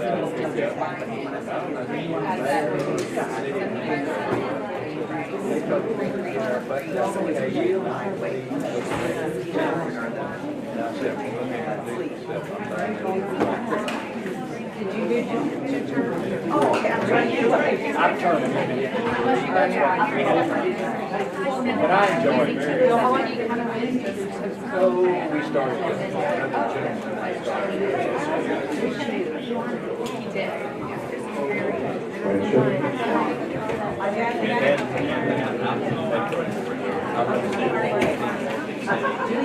Very powerful.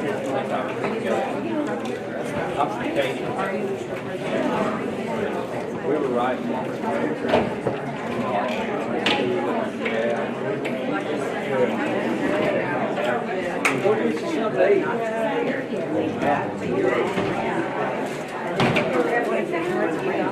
Yeah. I got one.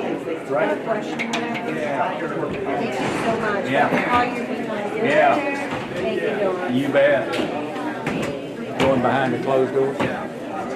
Yes. You got it? No, it's different. Hey. It was different, yeah, the voluntary, the flow. Yeah. I was in a part, I mean, I was in, that was like, gave them, and he gave them like a couple options.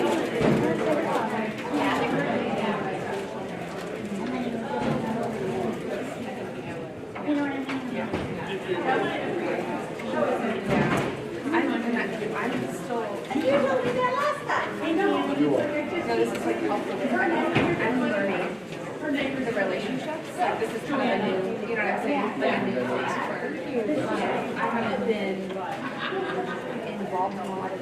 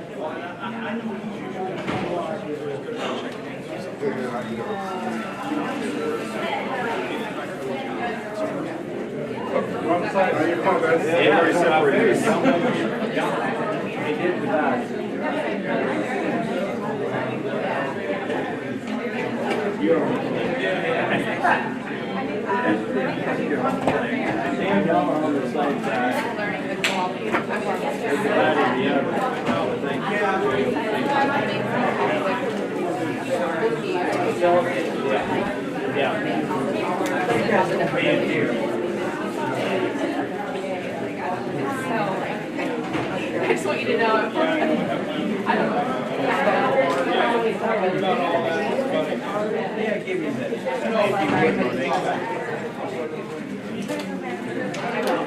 Everybody find the way.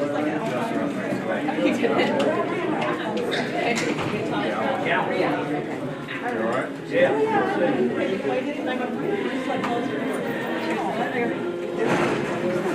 Yeah, when I was Scotch yeah.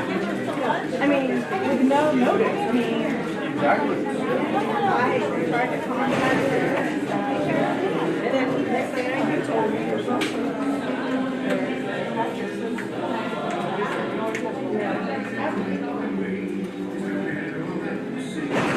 I just didn't want to.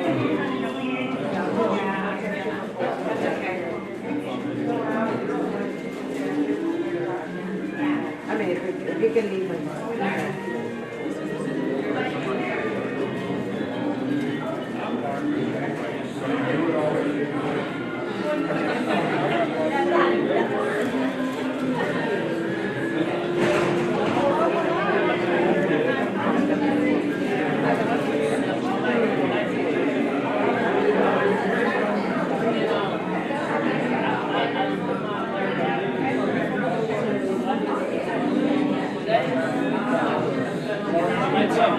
Yes, sir, that's a thing.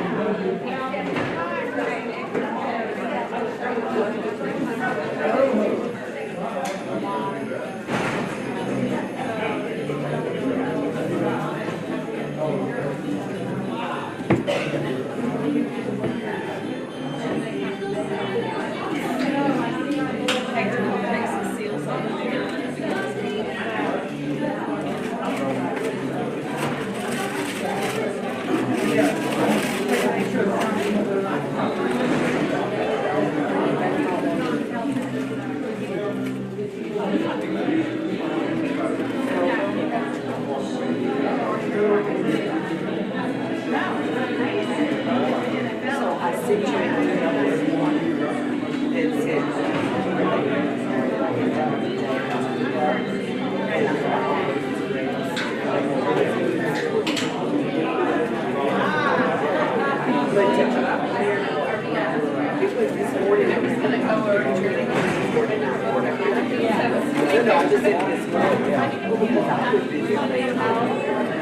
I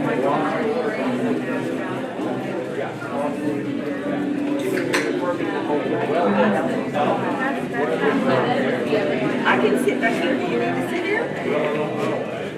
Where were you before? Oh, there's Johnny. You have to go over there. But take your lunch.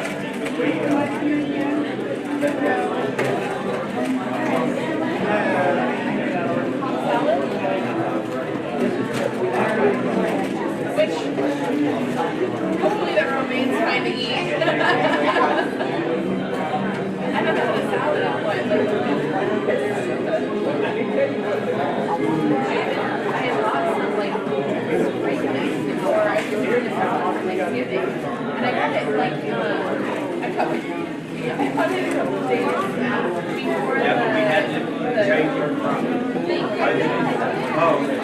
So I bring it out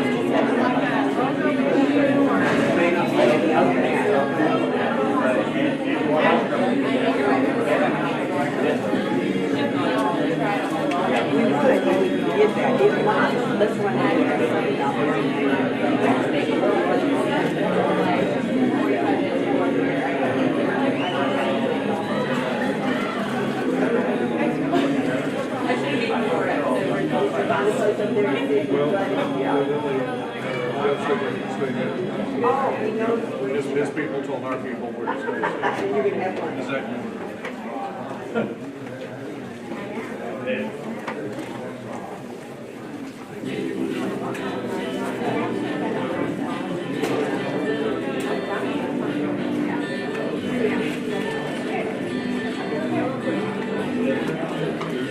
Pre-blessed?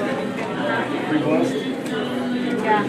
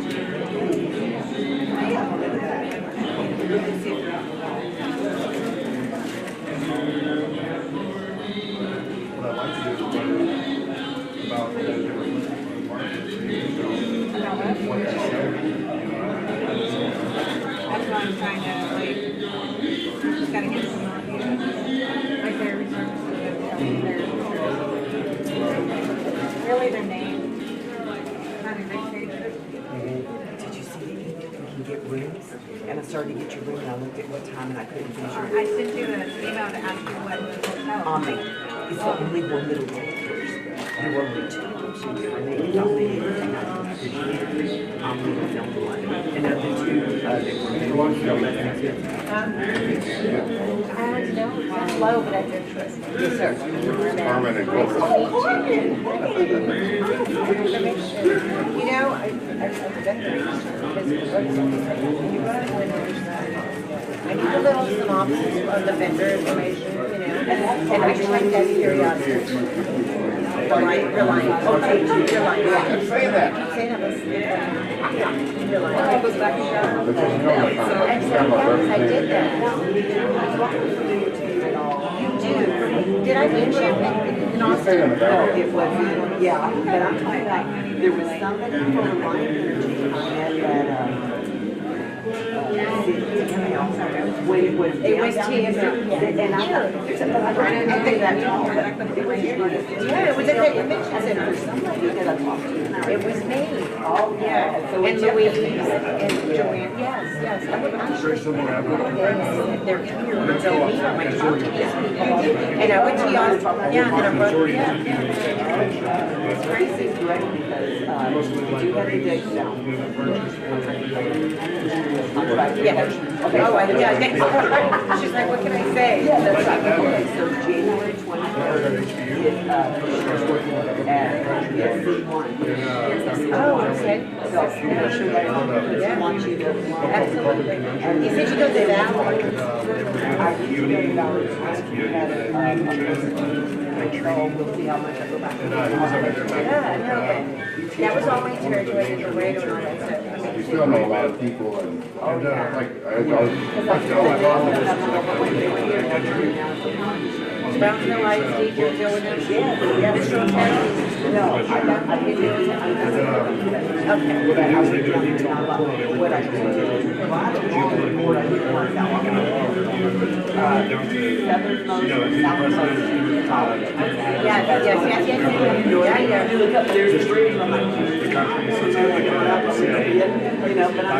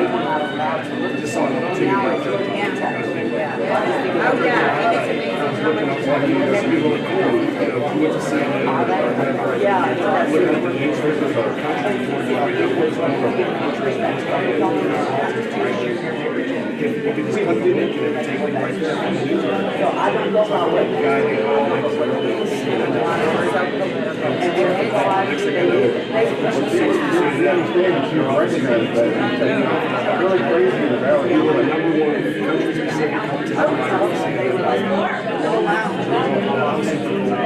When 9/11 happened, when that happened, see, we also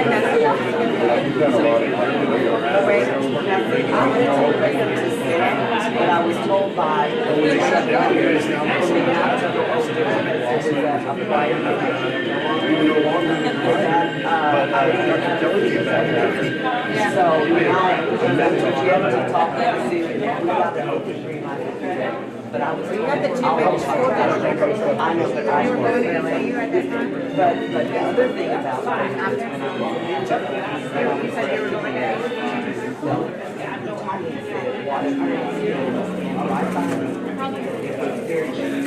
Oh, I know. No, and I told him, I would go down there, and I would get home and look at it.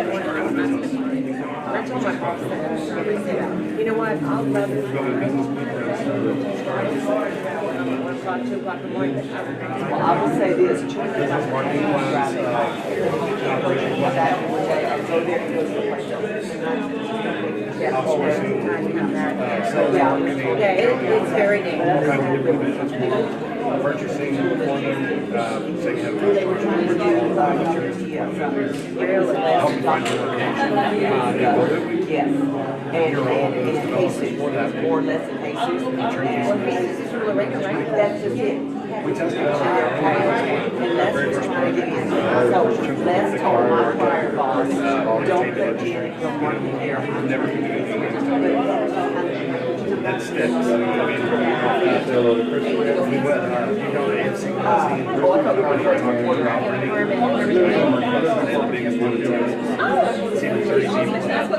I know, that's the, most of this stuff. real plush. And that was my, I'm 16 years, so it's all about contract. And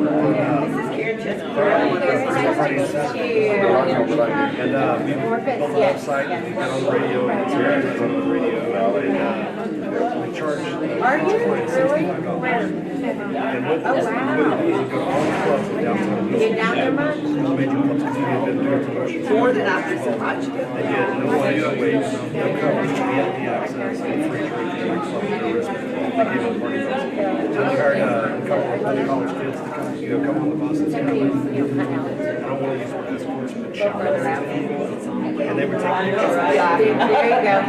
That's true. Pictures from the party. I'm excited. Now, imagine as you go to the Ritzy Club, like the Grasshopper or something.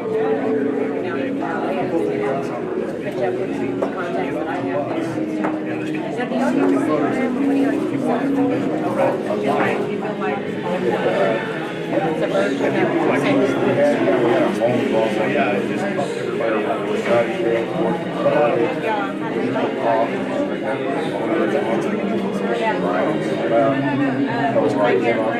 Oh, yeah, they decided they wanted to buy some of the business. Is he working again? Is it good? Although I have been putting stuff in That wasn't what I signed up for. You've done more than I have. I did invite them to grow now. What they were doing was they were taking, they have signs that let us use the bus on other days. If it wasn't a You can be year, around for that. so we drive around different places. Come back up with us and. They were using it to go Everybody's road. Don't stop eating, this is Carmen Handy, she's in corporate, Stephanie, nice to meet you. new marketing field rep, like with Fred and all those people. Oh, okay. And Stephanie is Janice boss, runs the whole client engagement. Okay. And, directs all the marketing materials, marketing effort, all that type of stuff. And I mix with graphic designer and new to us. Does all that. That's A critical. lot of that foo-foo stuff, but my brain doesn't work. I don't draw at all. Welcome aboard. Thank you so much. It's nice to feel that family. Yeah, I'm excited. I'm gonna let you eat. You'll eat too. I'll eat. Well, that thing's not going right now. She'll be here this afternoon and in the morning. It is going? How did everybody like that Christmas intro to lunch? Pretty good? Y'all continue to go ahead and eat, but if I could have your attention, what we're gonna do on this side, over there, Tony a little bit, he should know we need to chill the level of noise. I don't want to speak over what they're doing next door. Y'all are very important, y'all are my special ones, right? So, what I'm gonna do is kind of give an overview and a review of what we talked about fast and furious before lunch, because I want you to be able to go back and repeat it. And as far as I know, I don't see Michael in the room, but Christy, did they get a print of each of okay, so you should have in your blue bag a print of the slides that I'm showing you here so that you can repeat this at home. It's so hard to have somebody share something with you and then all of a sudden you're going like, cheapers, where was that? So, again, I'm gonna say any vendor who's here, or vendor representative that's here that doesn't have your own login, it would probably be best to have your own as opposed to using one for the whole office, because if somebody messes it up, it locks you out, and we don't want that. But to get a new login ID right here, you're here on this page for your login, there's a button on the home page, and it just says vendor login, you click on it, you come here and it says set up a new account. And when you go there, it will have your company name, so in the first box, you'll just start typing your company name. Don't think you have the right to go in there and just type in your name, because the system will let you. Just wait for it to kind of populate. Type in the first 3 or 4 or 5 letters, choose that, and then you can go in and fill in your profile. You pick your own password, your own username, you don't assign that. Then you submit it, you get an email that says, thanks for registering. At least this is how it works on the member side. Thanks for registering, but you can't log in right away, because what we have to do is make sure we don't have another person registered using the same password. It just can happen sometimes. So you get a second email that says you're good to run, please have fun. Okay? So I want to make sure you have that. Now let's see. Yes, sir. Just a moment. I want everybody to hear. My question is we have a person at the office that doesn't, can we just go in without their permission to do that? Or we have to have their permission to do that, according to the system? I would ask, would you like to keep getting your paycheck? just to be, I would say, out of respect, I would always ask. And I would take this information back, and if you're not that administrator that did the response to the RFP, just however your company likes to handle it. We don't want to dictate that. But, you know, out of respect, I would ask. But we do suggest to our members, and so I would say it to the vendors, that it's better for everybody to have their own login, because sometimes people forget, they try 3 times, they're locked out, and then you're shut down until we can get it back up. It's just a more clear way. Yes, ma'am? Anyone who has a login, they operate changes to your data? No, I don't believe that's it, because your contract is what yours is. Nobody can change the due diligence. What you might be able to do, no, you can't do that either. I don't know, my phone code is doing that, so if I can log into a receptionist, she could go and change that. Karen, you were shaking your head. I'm going to defer to your contract manager just to be sure.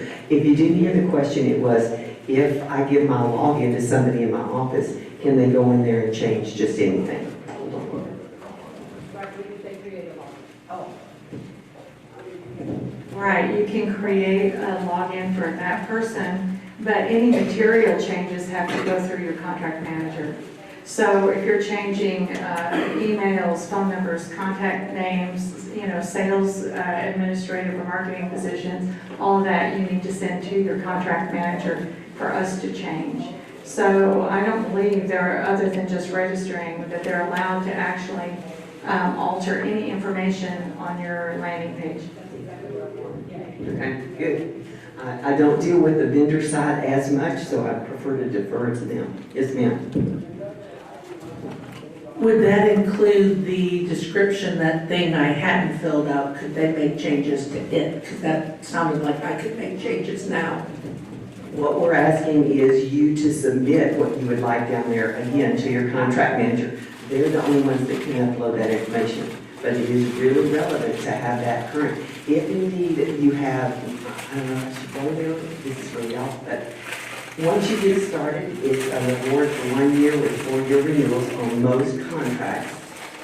But at a renewal stage, if there's an opportunity that you say, I have this new product I didn't have before, make sure I'm doing this right, that is the time that you can add it to your choice contract. You cannot quote it to any member prior to it being included. But if you want to add it to your awarded contract, renewal time is when you can do it. And renewal time is generally 3 months prior to the date when the renewal comes. Okay, Christy's going to clarify. If it's a brand new product or service that you're providing that you didn't originally respond to with your RFP, you can add that any time. It doesn't have to be during renewal. So let's say you have a new product that you're coming out with, you contact your contract manager, we can add that into your response. If it's something that you existingly had and you forgot to submit it on your response, that has to wait till renewal. Clarification. Any questions on that?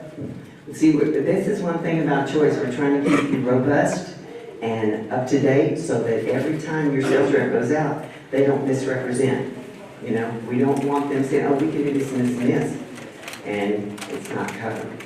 Contrary, are there any, well, this isn't jockey, but I use them as an example. Be very careful with your contracts in that you can only quote what was awarded in your contract. So that if you have a sales rep that hears you have something new going out and they need a member that says, that's exactly what I need, but it hasn't been included yet through your contract manager, if they put that item on the quote and the member says, bingo, done, and they give you a PO, you set them up for a liability when it comes to auditing. So that's why it's very good and important to have information dissemination to your representatives. Okay? You know, I did tell you that there were some on the marketing resources page that you could download the seal. You're going to need this. I had a vendor breaking out lunch saying, I need that seal to get on my page. And I said, don't forget to link it back. But this is where you can go. Can you see this? And if not, look in your blue bag again. You have a printout of it. That's where you go on the marketing resources page. That's from the vendor dashboard. You hit the marketing resource button and then you drill down to here. And there's the link that has, here are the guides for the use of the seal. If there's ever a question at all about that, please call me. That's not a problem. And my number is right there on the page. Be happy to get that answer for you and or give you the artwork that you might need to fit. Any questions? I'm trying to go slower so y'all can take it in. Interesting. What happened to this over here? Well, y'all don't need to know how a member login is, so we'll just mosey on over. I'd like to show you again where the due diligence is, because this is what the member can see at any time to make them feel comfortable about working with you and validating their purchase. So anybody's landing page at this point, we chose a vendor called Balfour. Their landing page looks just like yours, just except at the bottom where it says about this member. A couple of our members, and I don't know if there's any present because we've already renewed for 2 years, but for the supply catalog, if you're a member awarded on the supply catalog, you'll have another button on your landing page that says you can go straight from their landing page to the supply catalog. That if you aren't in it, don't worry about it or call me up and I'll tell you later. But right here, every landing page for every vendor has a due diligence. And when they hit that button, that's when they get the zip file that can open up and produce all the information they need. Now let me tell you one thing Choice does do. We do not put out on the website things that we think that you as a vendor could be hurt by, spammers or hackers.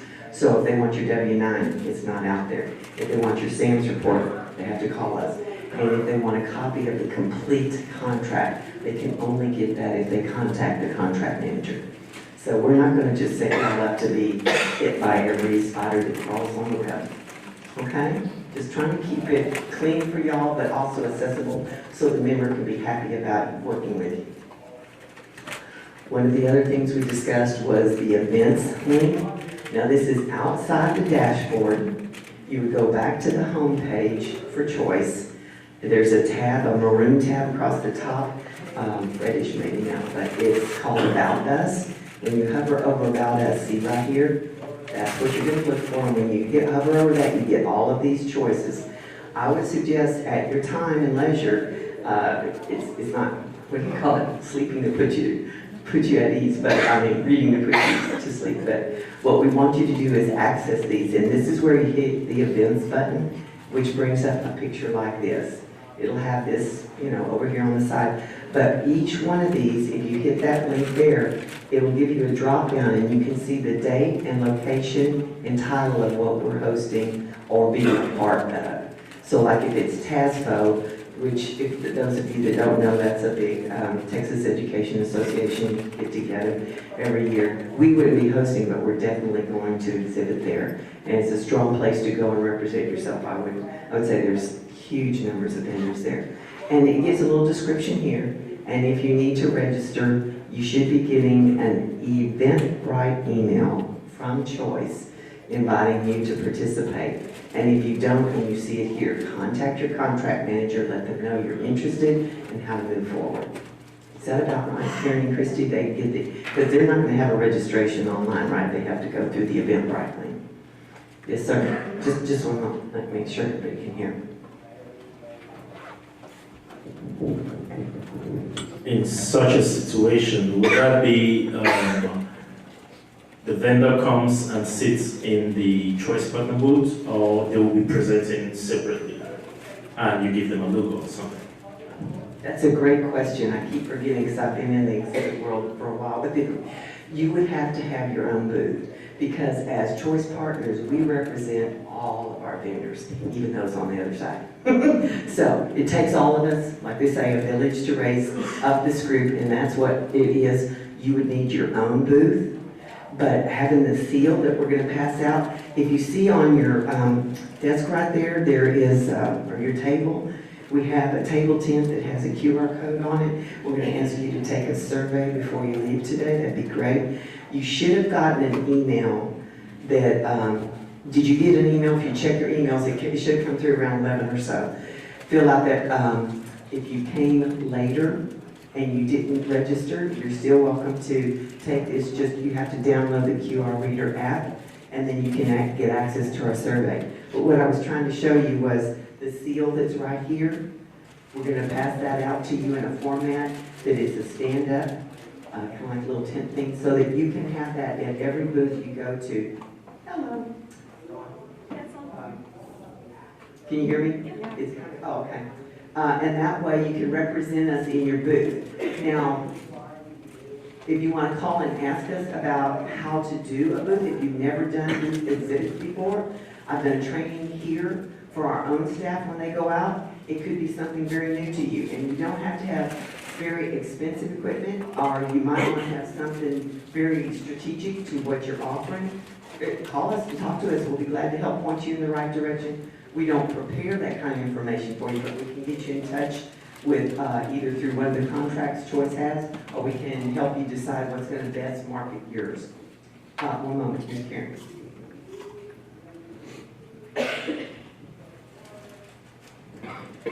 Also want to let you guys know that Choice Partners does road shows throughout the state. And when we do those, we kind of combine our road show as a member training event. So if you're located in the Dallas-Fort Worth area, San Antonio, Austin area, or South Texas, in addition to what we do here, you will have opportunities to participate as a sponsor in one of our road shows. So those go out by invitation, normally, Janet, to that area, right? So, to the members in that area, right. So, so be watching for that. Those are very inexpensive. It's a very good opportunity for you to get in front of our members face-to-face in an intimate setting, and you know, you can get a lot of traction that way. So right now, we are looking at San Antonio and San Marcos in the middle of January. I believe, pardon me? Oh, okay. San Marcos is not allowing vendors, San Antonio is. So we still will have vendors in San Antonio. We'll have something in the Dallas-Fort Worth area in April, and I believe later in January down in Edinburgh at Region 1. So those are all things that are coming up next winter and spring, and give you some good opportunities to reach out. It's a great segue. We are always looking for support.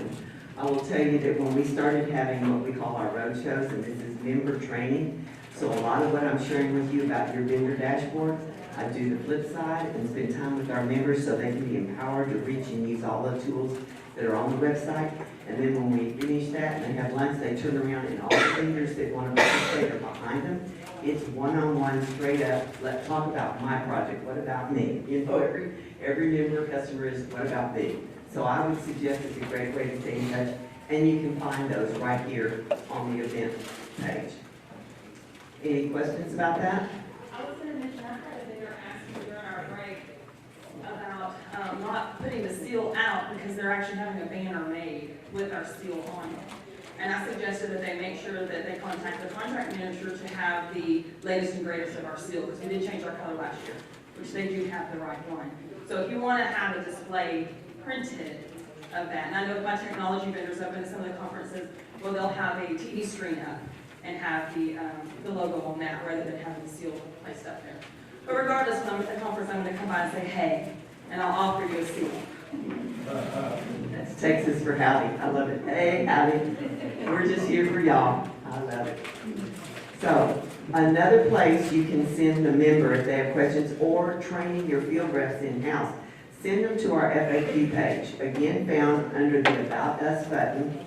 You come down here, and this is what you get. And we just took a short screenshot, but there are so many standard questions, particularly being new, that you could go through that and go, oh, jeepers, that was exactly what I was looking for. I can't think of the answer right now. You can always pick up the phone and call your contract manager or email them. But in a case where you're out in the field or you want somebody to just sit there and say you're new to our company, learn about our company, but also come here and learn about the co-op, you have that right there. Okay?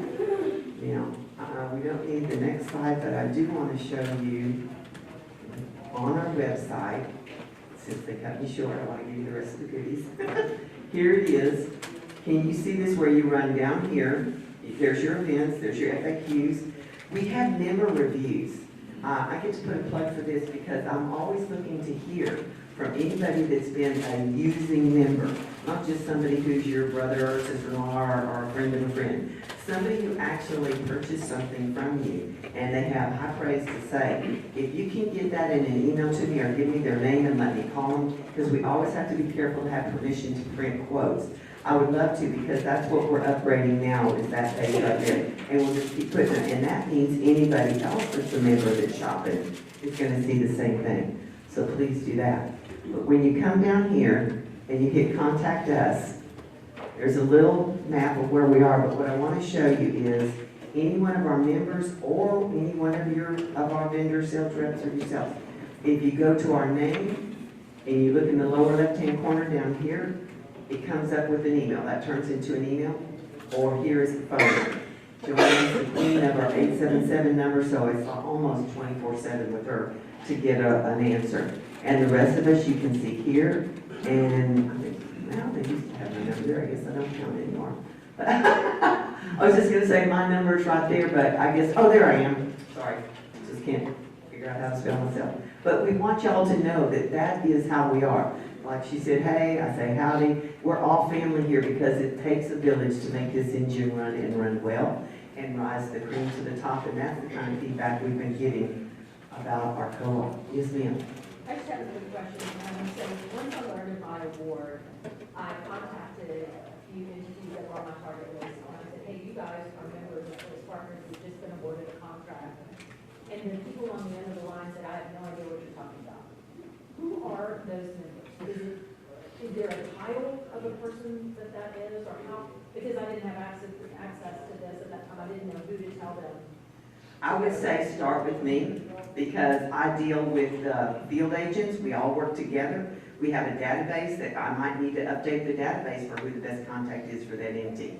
But if you call me, then I can either send a field rep or I can make a personal call myself to say, we understand that you haven't known of your relationship with us. Sometimes an interlocal can be signed 5 or 6 years ago. And entities, you know how people move around. It could just be a lack of knowledge. And Should I tell them that they're talking to their person? Yes, at work, that's what I was going to say. It may have been a campus person that you were speaking to, or somewhere in a different department, a curriculum, and they're not sure. down on the floor. Yeah, and they're not sure what Choice Partners is. They're like, because all they want to do is make their purchase and get their stuff. They don't care about how they procure it. So yes, definitely contact, or tell me if their purchasing department is, or take it to the board to do business with us. Because if they're a member, it's gone to their board or someone. And that's what I told her. I said, go and talk with her. I got an email back from her. They're chasing it down. They don't know what it is. And that's what I was going to say. If it So I gets, said to them, go to the website. Go to the Choice Partners website. well, sometimes what the purchasing will do, they'll call us and say, because my field reps will be out and they'll say, well, what's this? I don't know what you're talking about. Prove it to me. Now, we do. We have the documents and we'll give it to the field rep to get in their hands. So if she's right, like if you started at the lower level and they don't know, purchasing should have it. But if they don't know because people move around and they just weren't aware, we can get that to them. We want them to feel comfortable. They're doing everything legal. And that's about all. So you and Karen.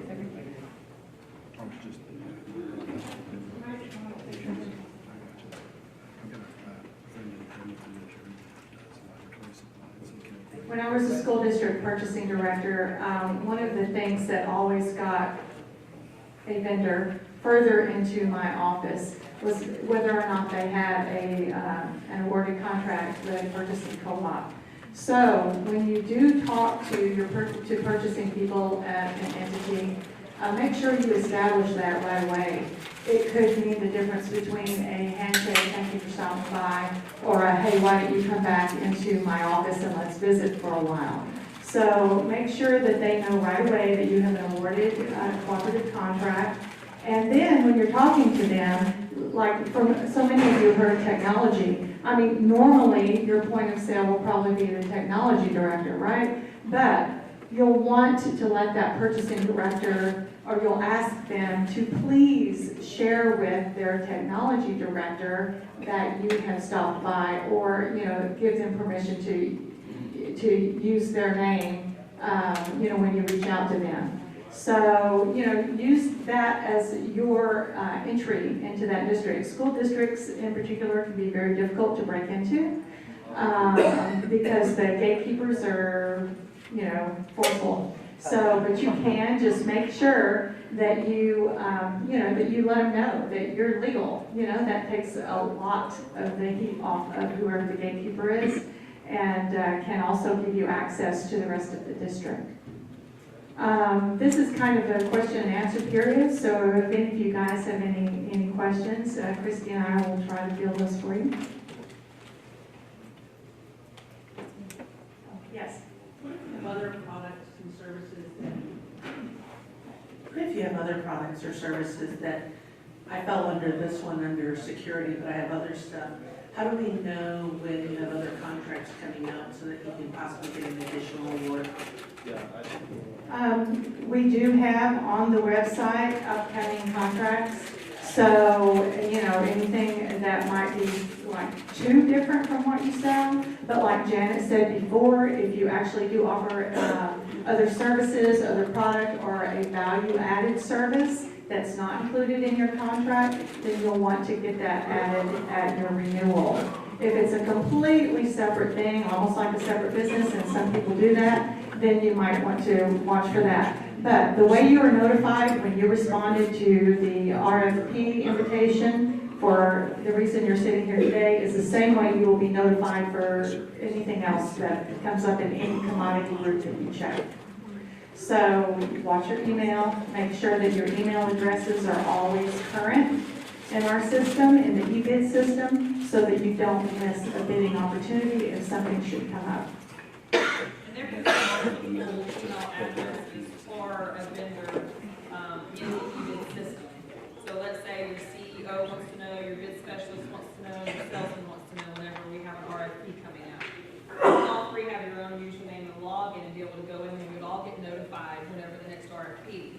If your product line increases, you can go in there and start adjusting your commodities that you selected to get notified on. That's another way to get, you know, to be able to get notified more. But this is where you go on the website, is under vendors and upcoming contracts. And you can select by title, alphabetical, or you can select by date, and it will drop it down by date. Most of our commodity RFPs do request your full product line. So you'll want to make sure that you do that. One thing, especially in the technology world, that I have observed is that, let's just say, for instance, you sell hardware. So maybe you responded to a bid that we had out for hardware, and that's how you responded, and the catalogs you submitted are hardware. Well, you did. You also happened to sell software, but you didn't include it. So what can happen in that regard is then that you have an entity who is just looking for names, and they're like, oh, that vendor's, you know, that vendor's on that co-op list. I'll buy my software from them. Well, honestly, if it's not covered under your contract, they have just stepped outside of the law. So, you know, do make sure when you respond to our RFPs that you include as much of your product line, services, and value-added services as you can so that you're completely covered. Which I believe the majority of my technology contracts did respond. It was like a discount catalog. So pretty much everything that you sell, service, and product is covered in the contracts. But if you have questions about any of what exactly is on there, you can definitely call me or email me. Were you going to have a joke? Okay. What was the question you asked me during the break? We had field reps so that whenever we're in different territories, somebody could direct us or help Yes, they have multiple locations, I guess, centers for their business and things, asking if we had, and I told them about our field agents that are around. And if you wanted to contact me, I could get them in a hold, or you could contact Janet. She would also let you know who's going to be in that area, and if they are going to already be there, they can schedule to come by and see you, or a member that you're asking about that you're currently working with. We're here to help you grow, we'll grow, and they get their needs met, so, yes. Do you have a publication on the website that shows like last year's spend in whatever areas or anything like that, or what members spent what?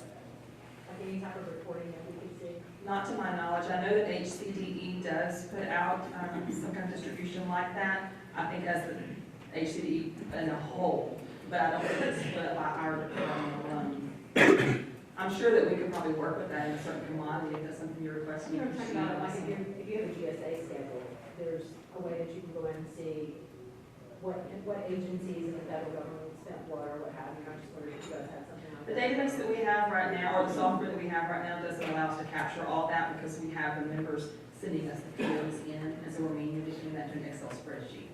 So it's not like it's coming through a software system that captures it and sends it out to the vendors where we could gather that information quickly. I mean, we can get it. Technology that I have on my Choice Partners contract. I know. There are several vendors that I was very happy to see awarded on the technology contracts because I would love to use them myself. Yes, sir. How does the reporting work on our end? Is there a day of the month due? Yes, it's due by the first of every month. You let us know the previous month's sales. If it's something that you're, especially with technology, I know those installations can take a while. So you can just let us know that you're completing it, you haven't gotten paid from that district yet. Because we don't want to bill you your admin fee if you haven't gotten paid. So just let us know that you're in the process of working with them. This PO has come through, and you'll let us know whenever you've gotten paid on it so that we can turn around and invoice you. So once we get paid, then we'll report it? Well, I'd like for you to go ahead and report it up front, just so we know about it, because we're going to get their PO. And you send a report that says 0 for the month of October, and you've already got 5 POs, I'm going to be going, well, wait a minute, why aren't you reporting those 5? And I would probably guess that it was because you hadn't got paid off of it, but it's just nice to have the clarity on there. And you can also add, I mean, it's just an Excel spreadsheet, so you can add a column to it, or you can add something to it as far as saying, still in progress or something, Yeah, I just want to say that, when a PO is issued from an entity, I mean, it can be basically a firm estimation is what we'll call it. But, you could have back-ordered items or things that you couldn't fulfill and so forth that will basically reduce or alter what you actually end up getting paid. So this is one reason why it's very important for you guys to report to us, is so that we see the accurate picture of what's happening. If you don't do that, we're just going off of the POs that we receive, which could be higher than what you actually ended up getting. So keep that in mind, and another important reason that you send in your monthly report. I was just going to say, instead of feeling like you're going to have to remember all the time, I do believe that Joanne sends out an email, Joanne or Jan sends out an email on the 5th of every month with the form attached in case you don't have it, but it's also act as a reminder. So just make sure again that that email that they use is the current one that would get this, and that'll help you to go there. How do we copy the POs to the customer? They send me directly to you? We actually, when we train with the field reps, we ask them to remind the members to send it in because there have been occasions where the vendors have forgotten or got lost, who knows what. It's just a good way of checks and balance, so when they send it in, and then we know, like she said, if she sees 0 from you and something from them, then we'll give you a call and say, what?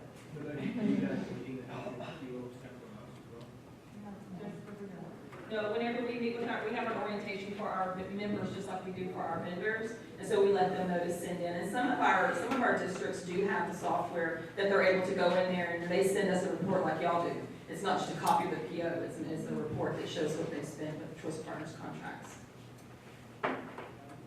Yes, ma'am. You mentioned something about if you have a member that you've worked with that wants to provide like a quote or a review of your services. Where does that show up if you provide that? I think you might have. On the get a quote button on the website, if a member goes in there to get a quote from you. Are we talking about an actual cost quote, or are you talking about a quote of this person did a great job on this product? No, ma'am. There's 2 different things I think she's thinking of, and thank you for bringing that up. There was a button under About Us that says Member Review. Okay. That's a, yeah, y'all did wonderful, let me tell everybody. Okay. There is another on the member dashboard that says Get a Quote, and that's Real Live Money, Let's Talk Bottom Line. Got it. Does that answer? Okay. I'm just gonna remind y'all again, don't anybody fall asleep or finish eating your cookie without completing our survey, please.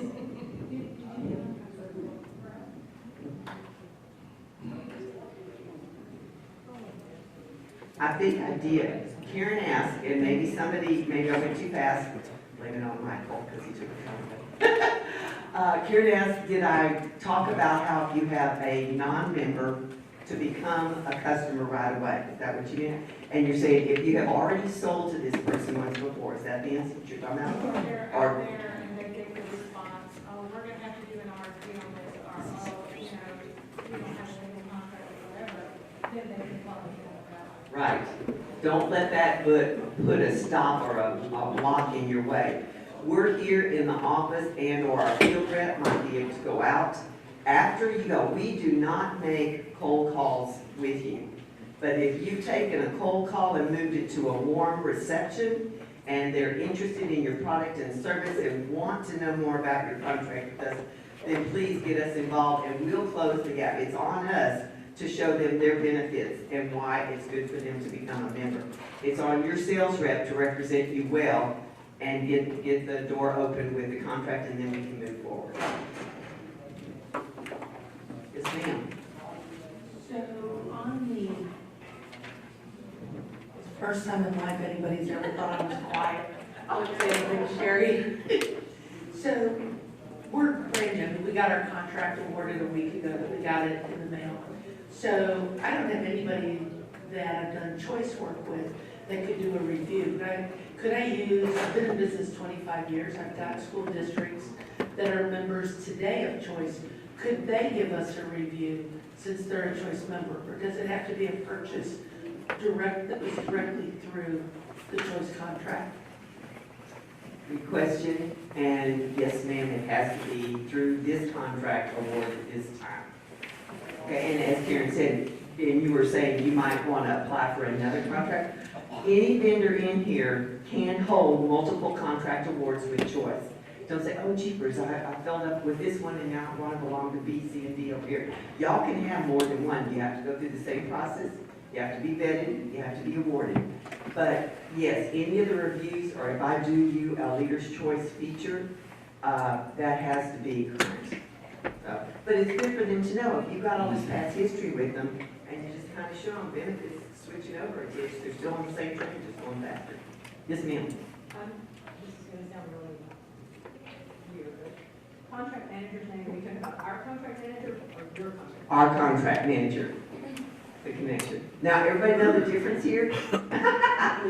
Karen, Christie, and it was your homework to know before you leave. Do the survey for the third time, and please know your contract manager. Meet them personally, get their business card, whatever it takes. Go to the About Us and scroll down and see their email and phone number, and then make sure everybody on your staff is going to need to liaison with us, knows who they are, and they'll help you. I have an extra little input, since I do the supply catalog, we used to do that annually, and now we're doing it every 2 years, and it's gonna be coming up again for the 2020-2022 school year. And it's basically hard bid line items, so it's consumables that, like earbuds, you know, a district wants to buy 1,000 earbuds, those disposable kind of things like that. But I'm trying to keep up the technology products. So if you wouldn't mind taking a look out there and seeing what you have in your product line, it might be something that you know that you've been selling a lot to districts in bulk like that, that might be good to put in the supply catalog. That's an online shopping cart that the districts can go to and just build their shopping cart, send it to their purchasing person, and they make the purchases like that. And we have over 1,100 items in there. Items that are used like Everyday kind of thing in school. Yes, sir. Yeah, is there an upper limit to the purchase that can be made through choice partners? Total purchase amount? So I'm working with a district that's a member. The purchasing agent wants to go out to RFP, and I'm saying, no, use this. And it's $780,000. And Some of their districts, it depends on their policies. Just depends on Some the of their policy. local and their legal. Right. that they have to make it close, or they may have to do, and what some of them have done is they've gone on the website, I've had members call me, visitors call me and say, I just went on there and get a quote for 3 people, that's my 3 quotes. You know, they can do it all at lunch breaks, if you want to go, you know, so that makes it really convenient on them. If you're talking to them, they're like, well, I have to get your quote. Well, you know, I tell you what, easy way to do it. Go to the Choice Partners site, log in, get your quotes right there, and then you can put that requirement. No, we don't. It's up to that district. Yeah. Any other questions? All right. If you, I've already met with a couple of my vendors today that have local offices, and I'm going to come by and talk to the rest of their staff at some point in the near future. If you would also like that from myself, just get with me. I think Karen does that too. We go out and visit with the vendors, and especially if they have salespeople where they can't come and they want to give their grasp of the contract, just let us know. You're always welcome to come into our office, but if you're local, we'll definitely come to you. I think he's next door with the job side. Next door. Is that Michael? Yeah, it did. He popped his head here a while ago, then he popped back out. Okay. Yeah. All right, thank you guys for coming. Thank you very much. Welcome.